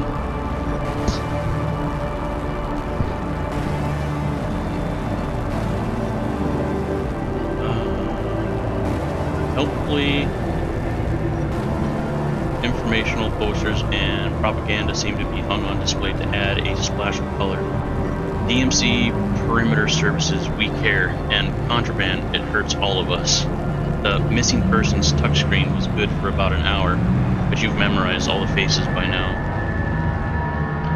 By the time your case handler arrives, you've counted the ceiling tiles, grouped them into shades of beige, and created an elaborate conspiracy linking all the missing persons. Your handler leads you to his cubicle, and you're subjected to a battery of tests, including face scan, retinal scan, DNA sampling, fingerprinting, and a blood sample.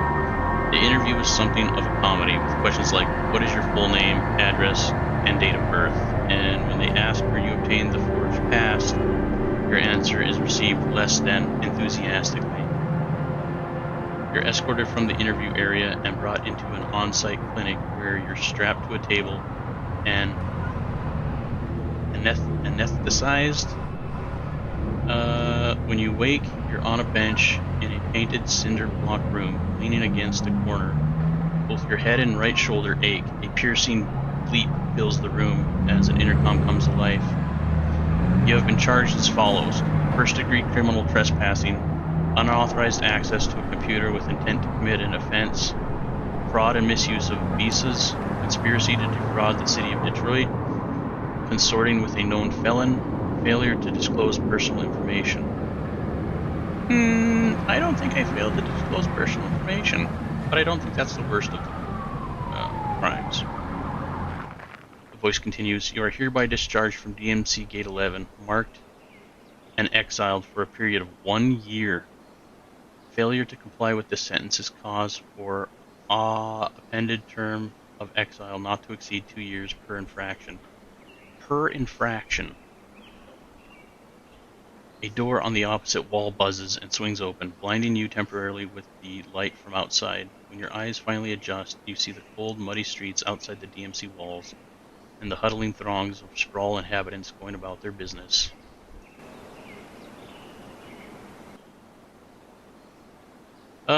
Well, the good news, I got all my stuff. I definitely don't have my bracelet anymore. And we're banned from the city for a year.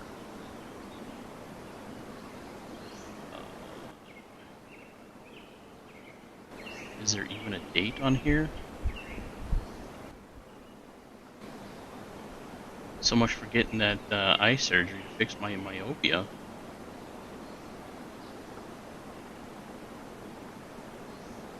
Yeah. Yeah, he did fantastic pixel art for this game. It's done really, really well. I think when I inevitably die, I think I'm going to hack the game a little bit and figure out where the saves are, and then just have like a continuing game going.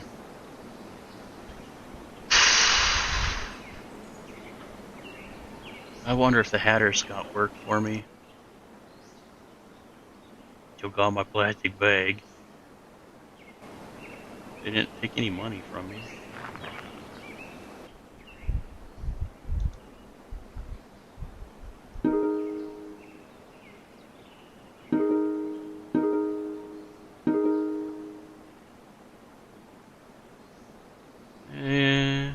Won't be back until tomorrow.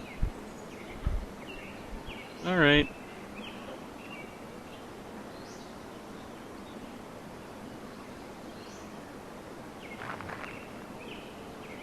I think I know where to go.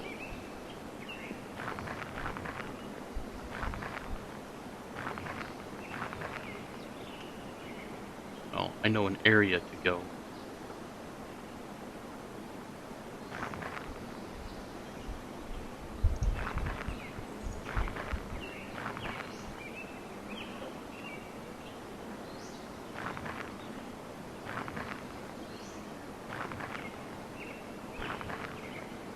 There's not going to be any places for scavenging. It's evening. If I sleep now, I'm not going to be able to, when I wake up, it's going to be so dark.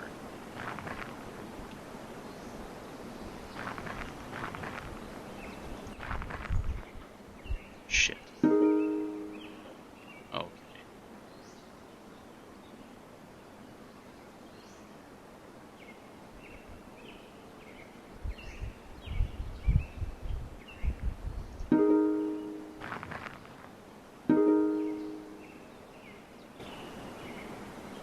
Just those guys.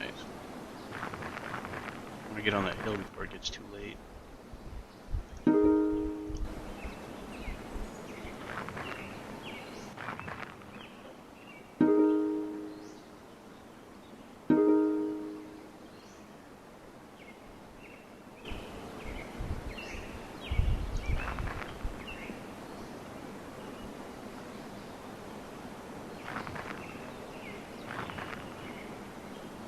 Sure, we'll try scavenging. I don't think there's going to be much here, but... Hey, there is something here. Try it again.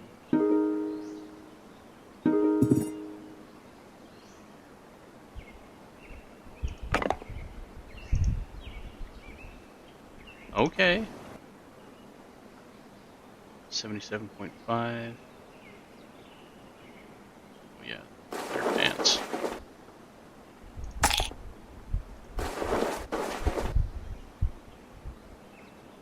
Another one of those.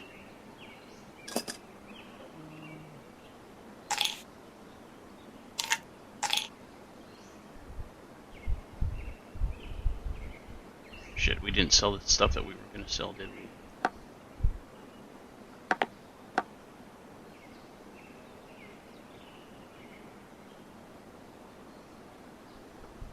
Non-prescription. Gotta get my chunks. Or if we can stack more than 10. Nope. 10's maxed out.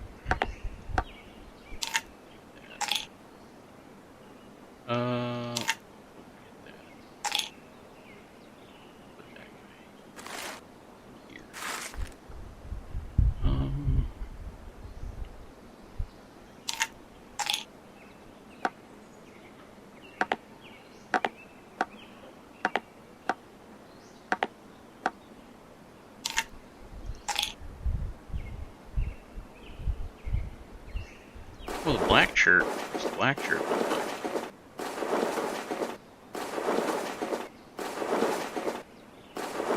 Ooh, long sleeves.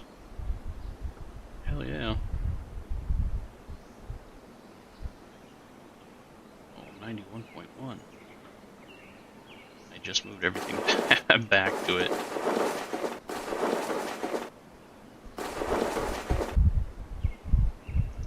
That's empty. 1.5.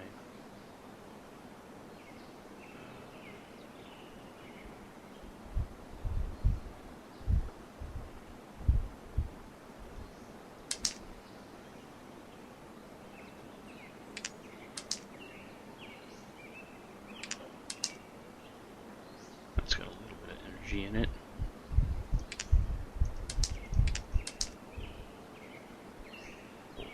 Yeah. 22 cents for the flashlight. I don't even know if it's worth keeping the flashlight or the dead batteries. I don't think so. The whole thing together is, well, it's worth $8.22. We're not that far from the sprawl. We could go back, stock up on clean rags.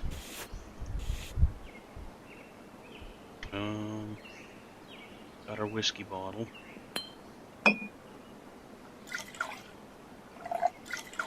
Find out what's the water's any good. Yep.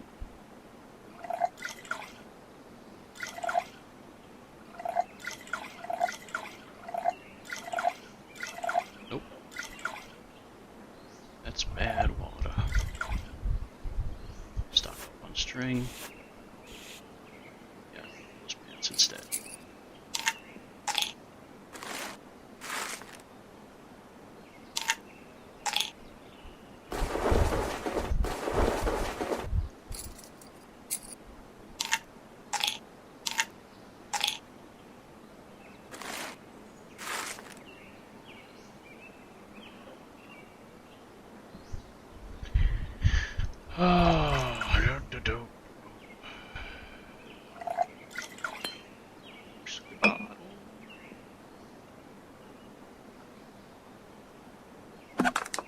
Since I can't make tan and tea, put that there.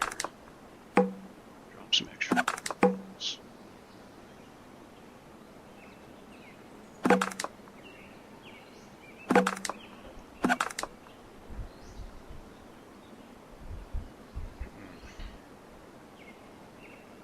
I kind of want to take those pants back. 86. I could sell all of my extra lighters too.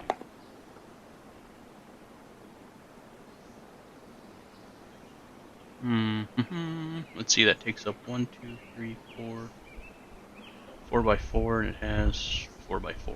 Okay, so it's not like a special container or anything.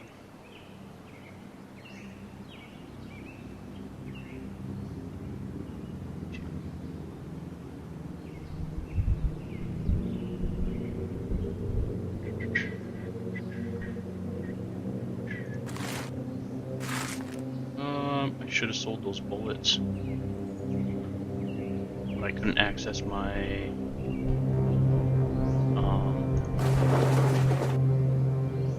couldn't access my hooded sweatshirt.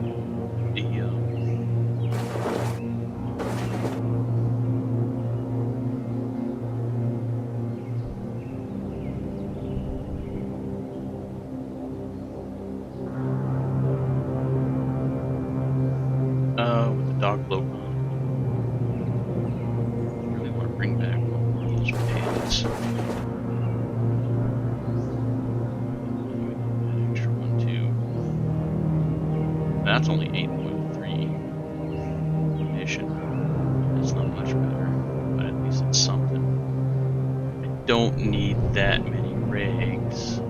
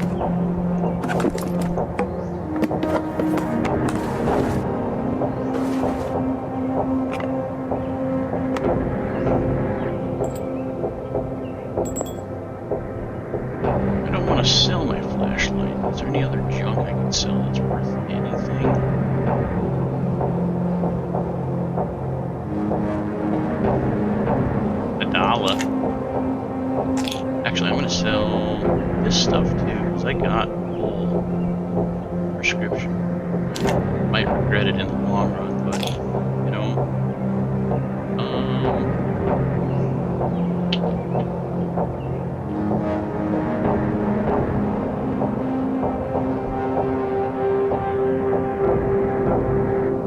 put those bullets in this container. Don't tell me I can't put the bullets in there. Is that what you're telling me? I think that's what they're telling me. Well, that goes so much for that idea.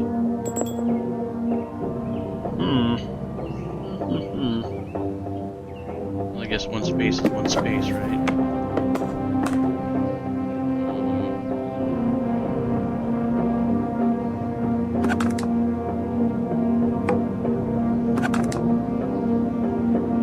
So we can just straight up sell that first aid kit.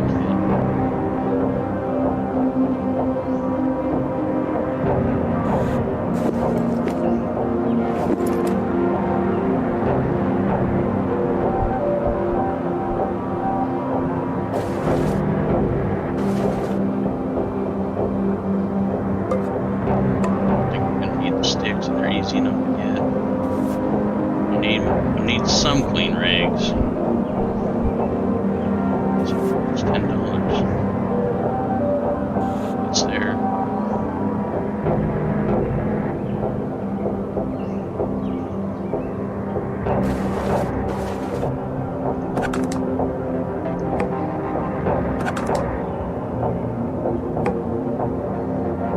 Alright, I think we're good to go.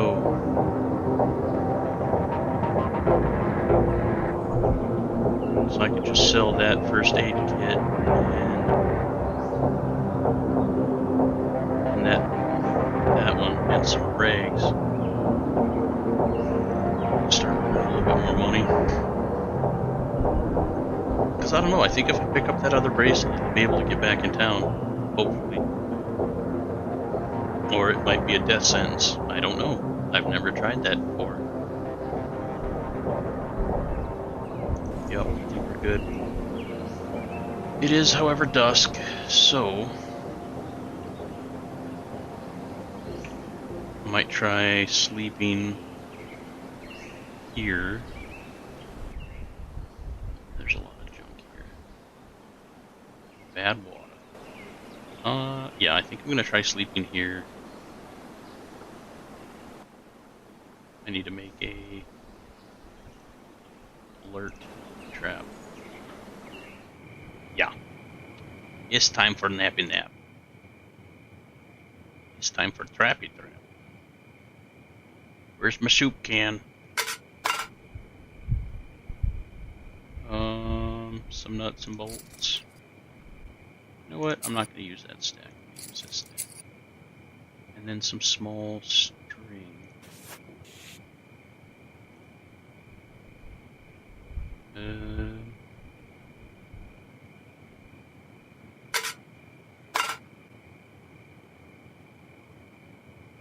Oh, I need to use the small string. There we go.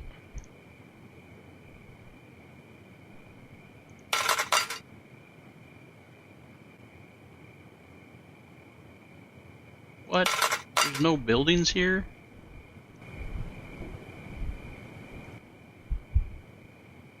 I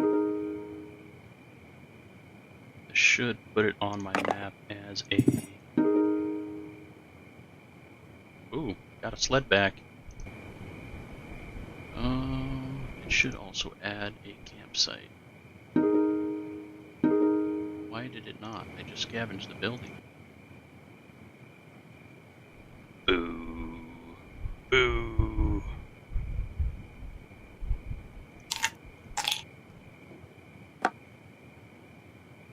White pill and blue pill.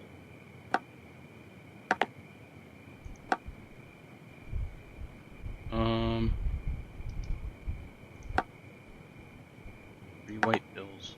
And they don't stack. One's good and one's not.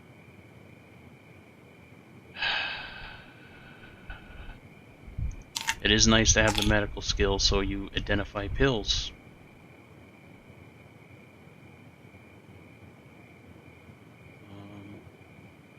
We'll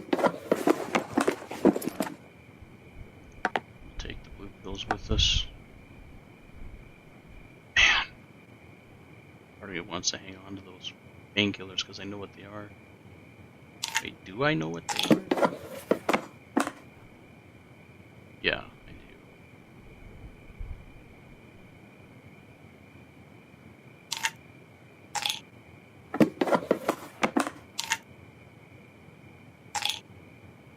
Mm-hmm.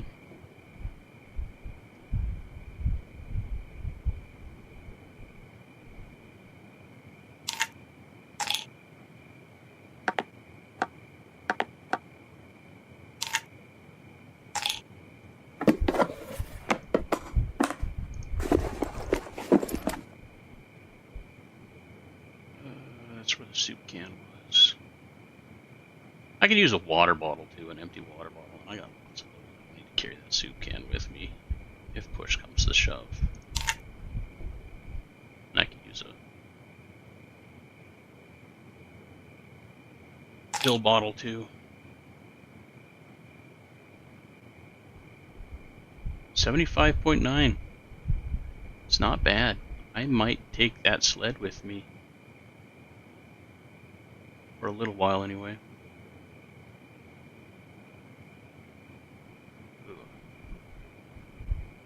Yeah, not a lot worth a lot, but it is what it is, I guess. Back to camping. And I gotta put my sleeping bag on the ground.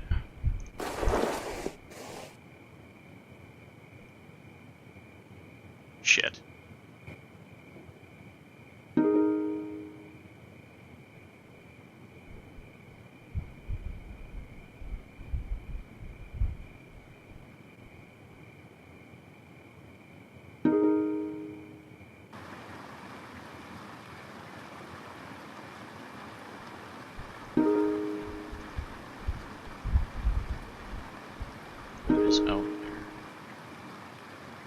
Oh, bad mother. Oh, shoot. Unknown assailant launches a flurry of attacks at player and hits. Player needs a moment to recover before acting again.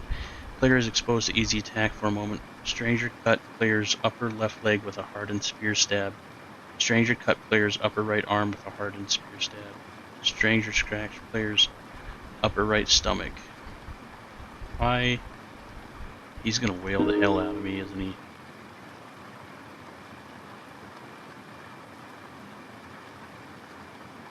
Create obstacle.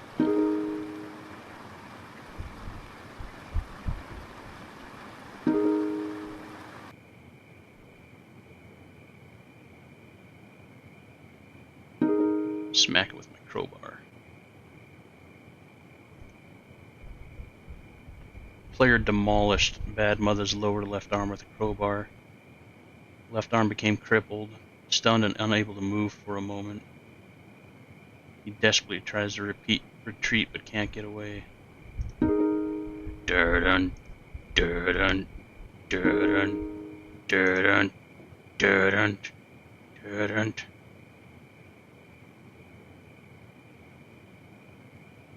Player attacks and hits. Player demolished bad mother's lower left leg with a crowbar. Bad mother cannot run in combat. He can't run at all now.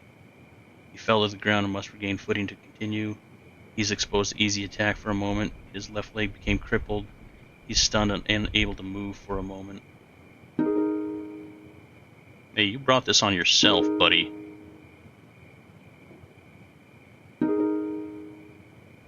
Get wrecked. Get wrecked, scrub.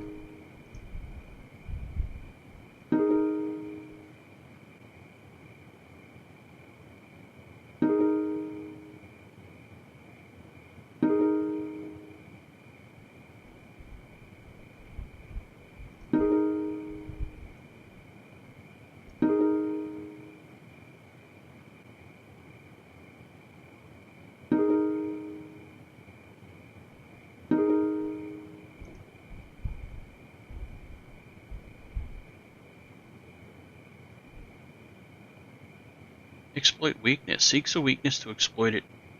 Exploit in target, helping future attacks against it. I think he's unconscious, so yeah. Player attacks and hits. Hits his upper left leg with a crowbar. Passed out from unbearable pain. Yeah, and that was all she wrote. He died of a severe traumatic brain injury. Player demolished his lower chest with a crowbar. He died due to acute bleeding in the lungs. Demolished his head with a crowbar. He has a concussion, is somewhat disorientated. He died of a severe traumatic brain injury. I killed him twice. Hey, backpack baby.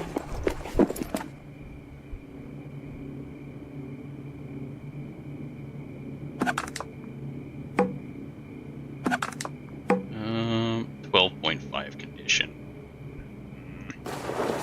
You gotta keep those bags as a backup. A lot more room though.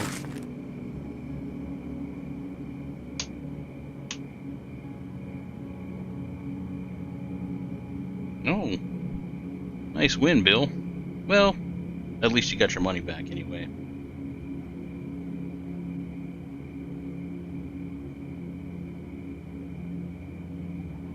Alright, restock.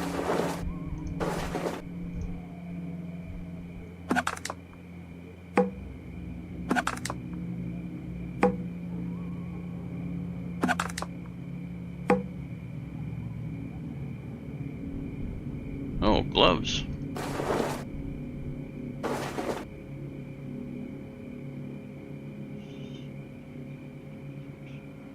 Got crappy shoes.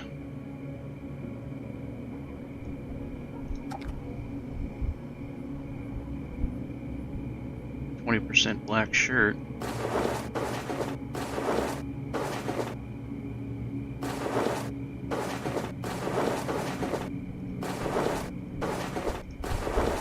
What's this one? 74. That one. Dog moon shirt. And my hoodie. This.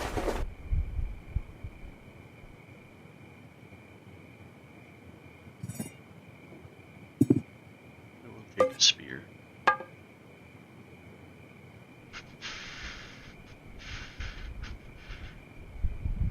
Scraps of paper. Chunk of small meat cooked. Yes, please. Thank you.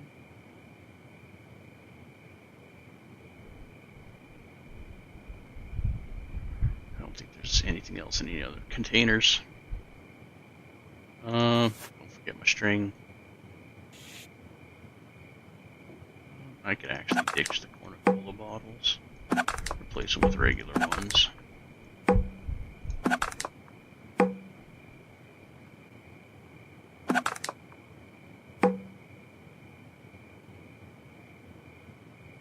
%. Yeah, that's getting left behind.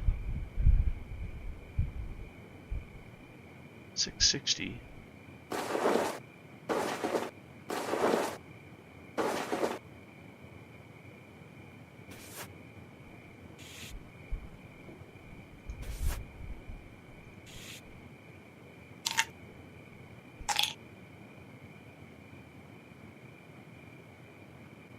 Ooh, 12.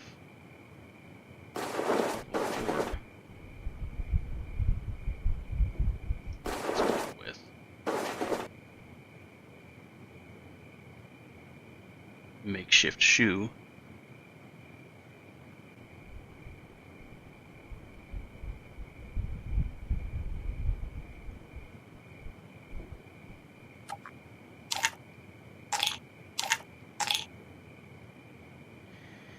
Back to camping. Oh, we need to patch up bleeding.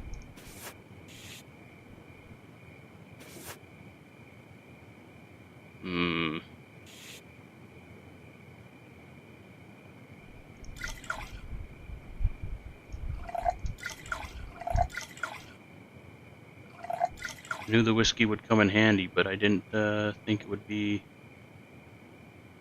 this handy this soon.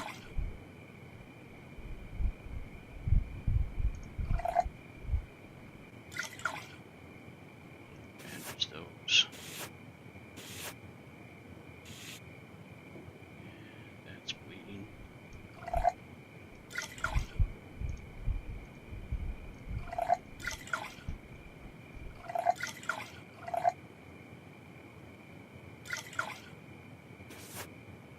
That guy up.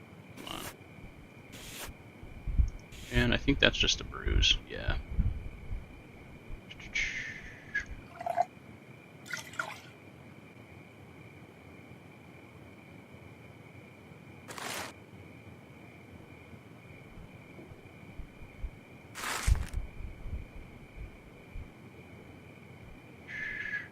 Alright, now back to camping. Shit. One or more creatures approach, but none have seen you yet. Will you sneak closer to them or keep your distance? Scavenger. Oh, look at that. Why do I not have... Oh, he flees blindly. He's wielding a whiskey bottle. He's got that night vision goggles on, though. Candy ass. Back to sleeping.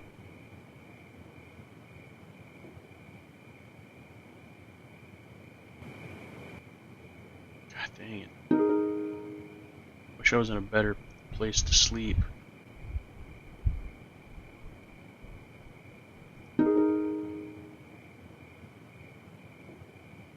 I attack and lacerate his head with a hardened spear. Stunned and unable to move.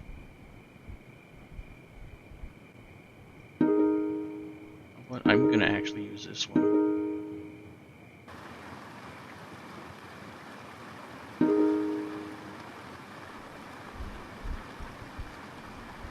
I wail on his upper right arm with a hardened spear. Stranger's right arm became crippled. He is stunned, unable to move.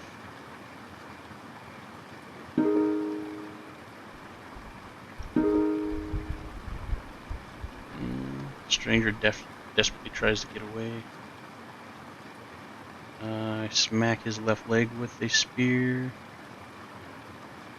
He's stunned and unable to move.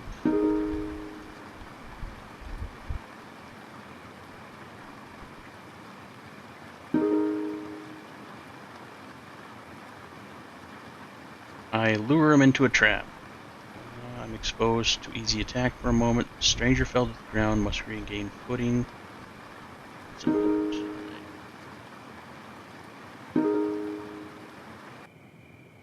Unconscious and bleeding. Got him.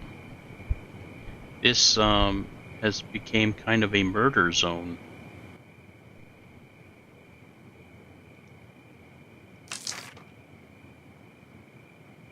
He's got them night vision goggles. Thanks, bro. All I need to do is find a battery for him.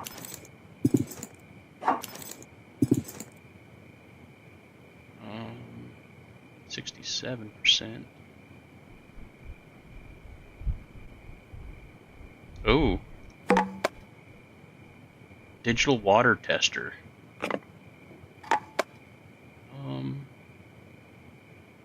Levels. Ooh, and some bullets. Thank you, sir. Those will sell decent. Ketchup packets. Start hoarding my ketchup packets again. 85, 88.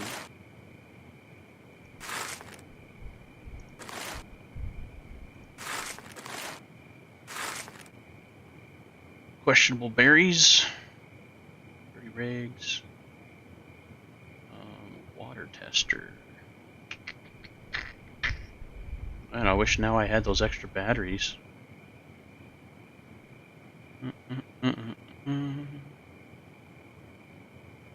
I do have those extra batteries. Organize this mess first, thank you.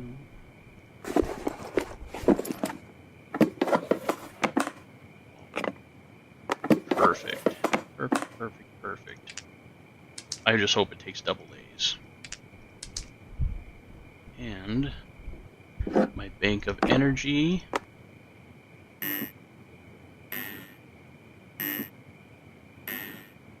I love all the little sound effects in this game.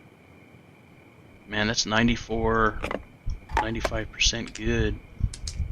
Oh, she take double A. Heck yeah. Heck yeah.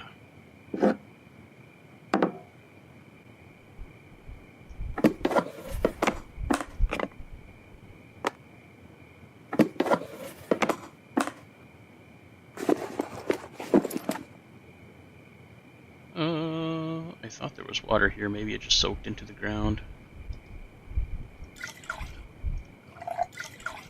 We'll do the old school test first.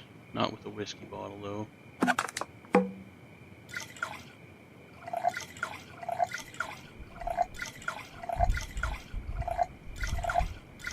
Yeah, those don't stack.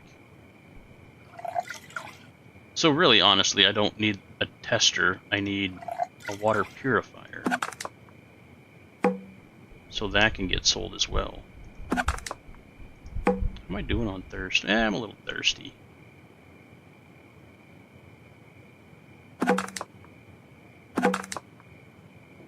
Yep, you're gonna get sold, good sir. Well, if I'm gonna sell it, why the hell do I keep a charge in it?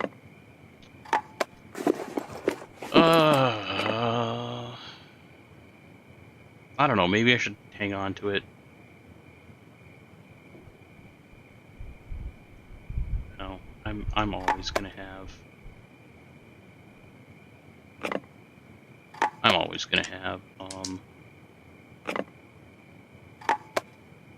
water available for the ghetto tests. We'll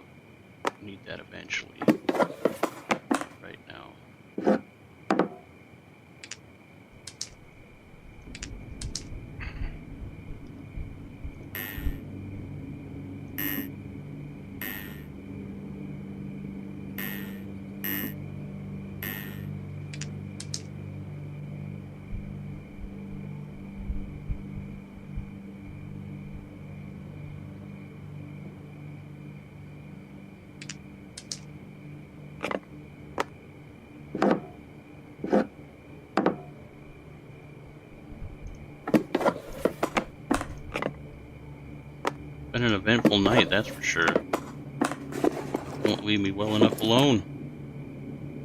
Crackers. Sure. The salt's gonna make me thirsty, though. That's okay, we got water.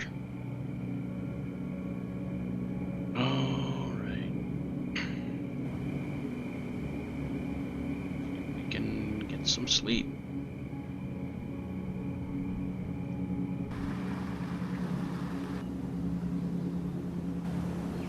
Hey, there we go.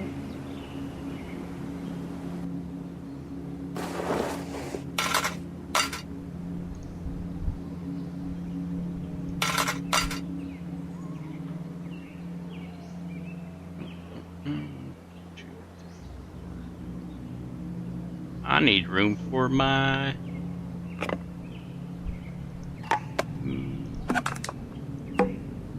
sleeping bag.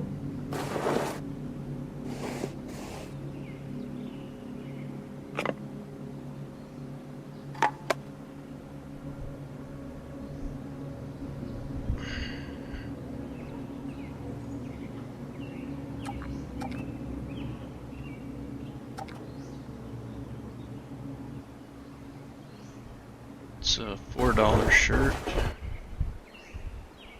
$47.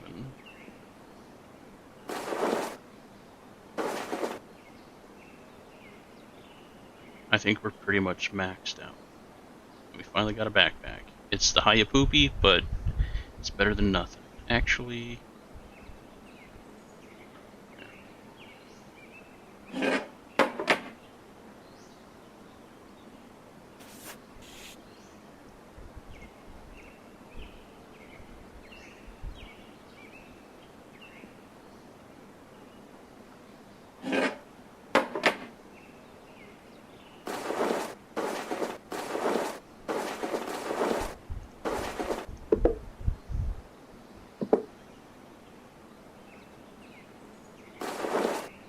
gonna take everything with us.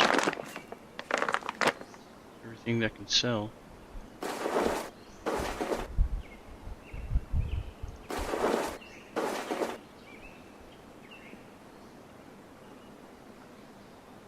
You know what? I guess $1's $1 and we got plenty of space, so why not?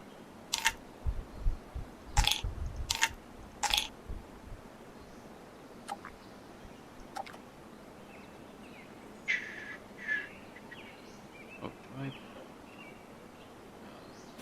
just fill up on my medium string?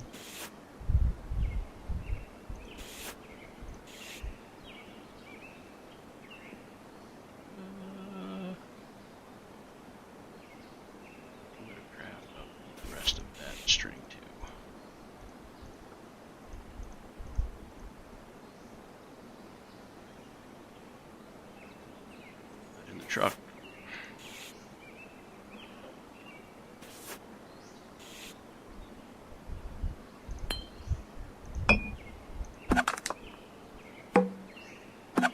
Oh, the life of a hoarder.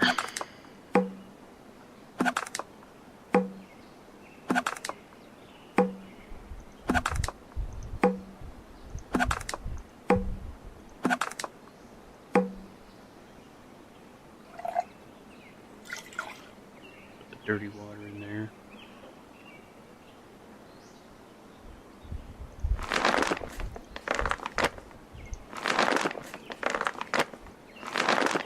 $0.06 is where I draw the line. It's not worth taking it out.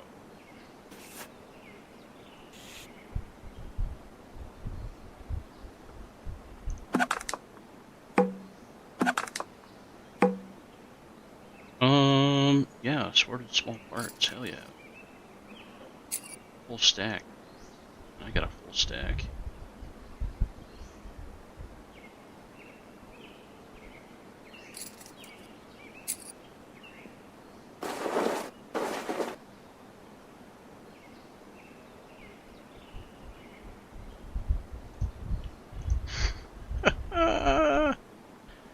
No, we probably shouldn't cut up the people to,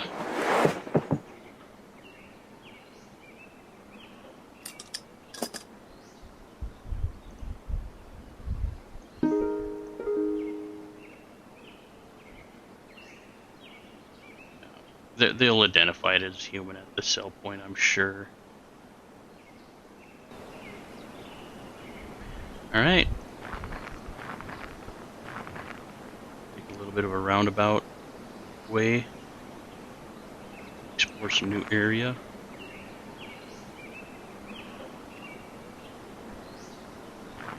Oh. Don't mind if I do. A lot of loot. Oh, I got a boot. I got a boot for loot.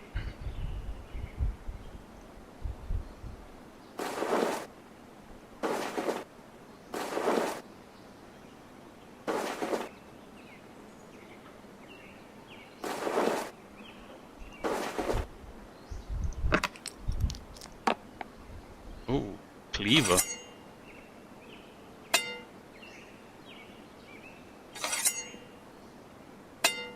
Takes up a lot of room.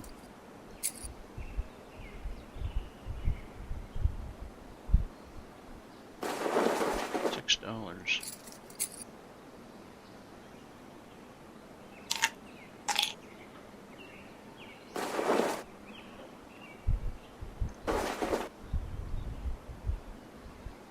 Oh, 96.6%. Yes, please.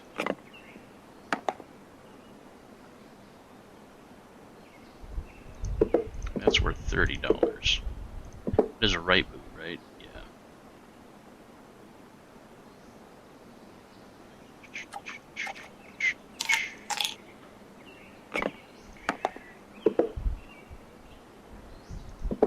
Perfect. That was awesome.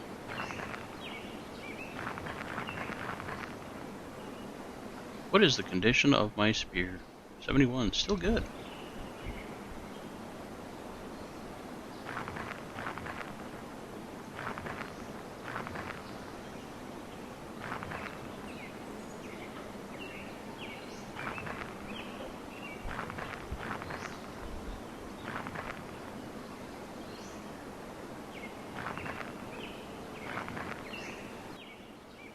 Just the forest area.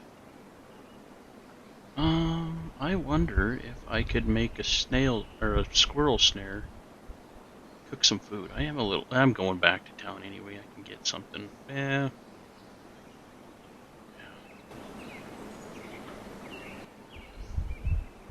Let's see.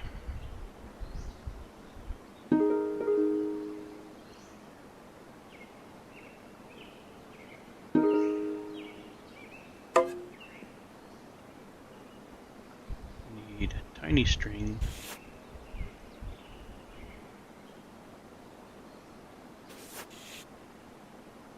And trapping.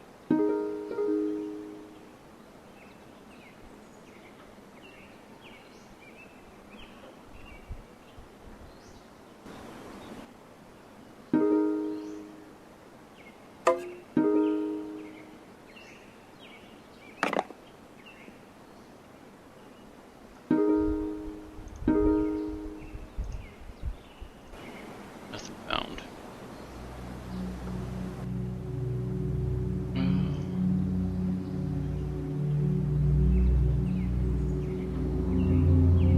Some berries laying on the ground.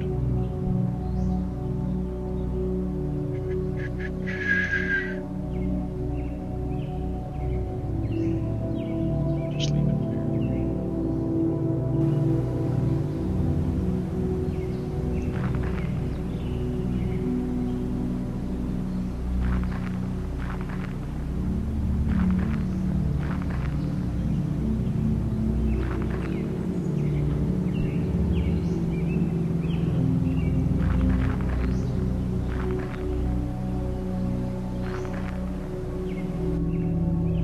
Back at the junk market. Hey, they got a smartphone and a tablet, a flippy floppy, some meat.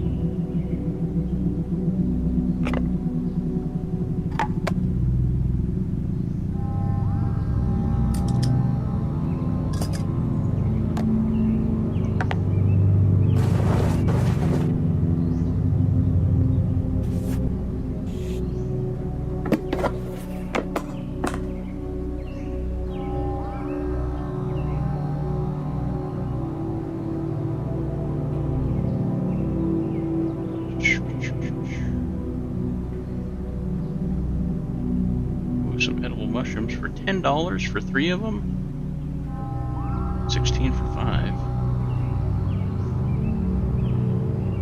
I'm gonna get a piece of food though.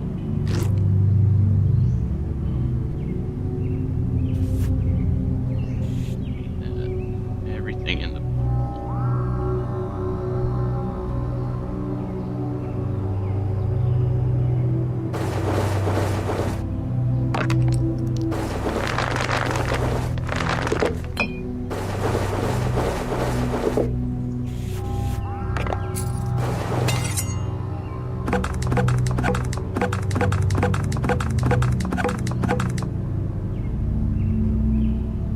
back up to $779. That was a pretty good stretch. I'm wondering on whether or not I want to buy that backpack. It's only $32, but it's a lot better condition. I think I'm going to.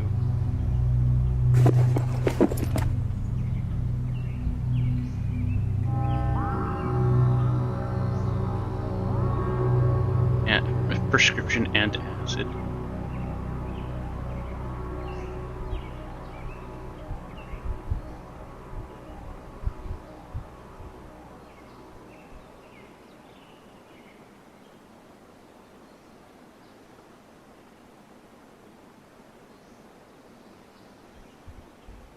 I don't think there's anything else I need.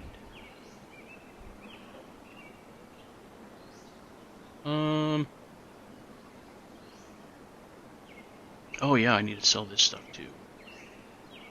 I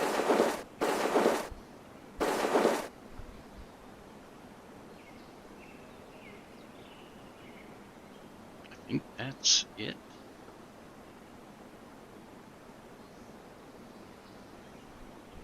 I don't think I'm missing anything. I'm gonna hang on to that for now. We'll see. I should have used some. That's cool.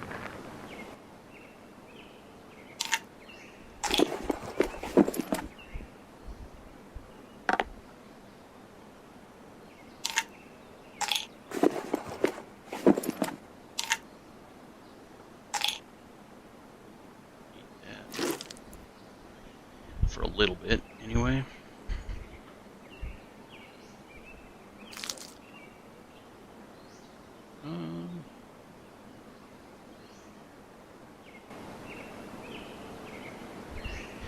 I think that's all. Hey, no problem, Hoosier. I'm actually thinking about wrapping her up too. Been playing for a little while now, so back at the gates of Detroit, lots happened. Had an adventure in the city. Got arrested, got kicked out, barred from town. Now we're kind of working on getting $3,000 to buy another bracelet to see if that works to get me back into town. I also have some ideas of some other places to go to. This isn't the only area to sell stuff on the map, I know for sure. But yeah, thanks everybody for stopping by and hanging out. Really appreciate it. If you like the content, leave a like and subscribe. And you guys have a good one.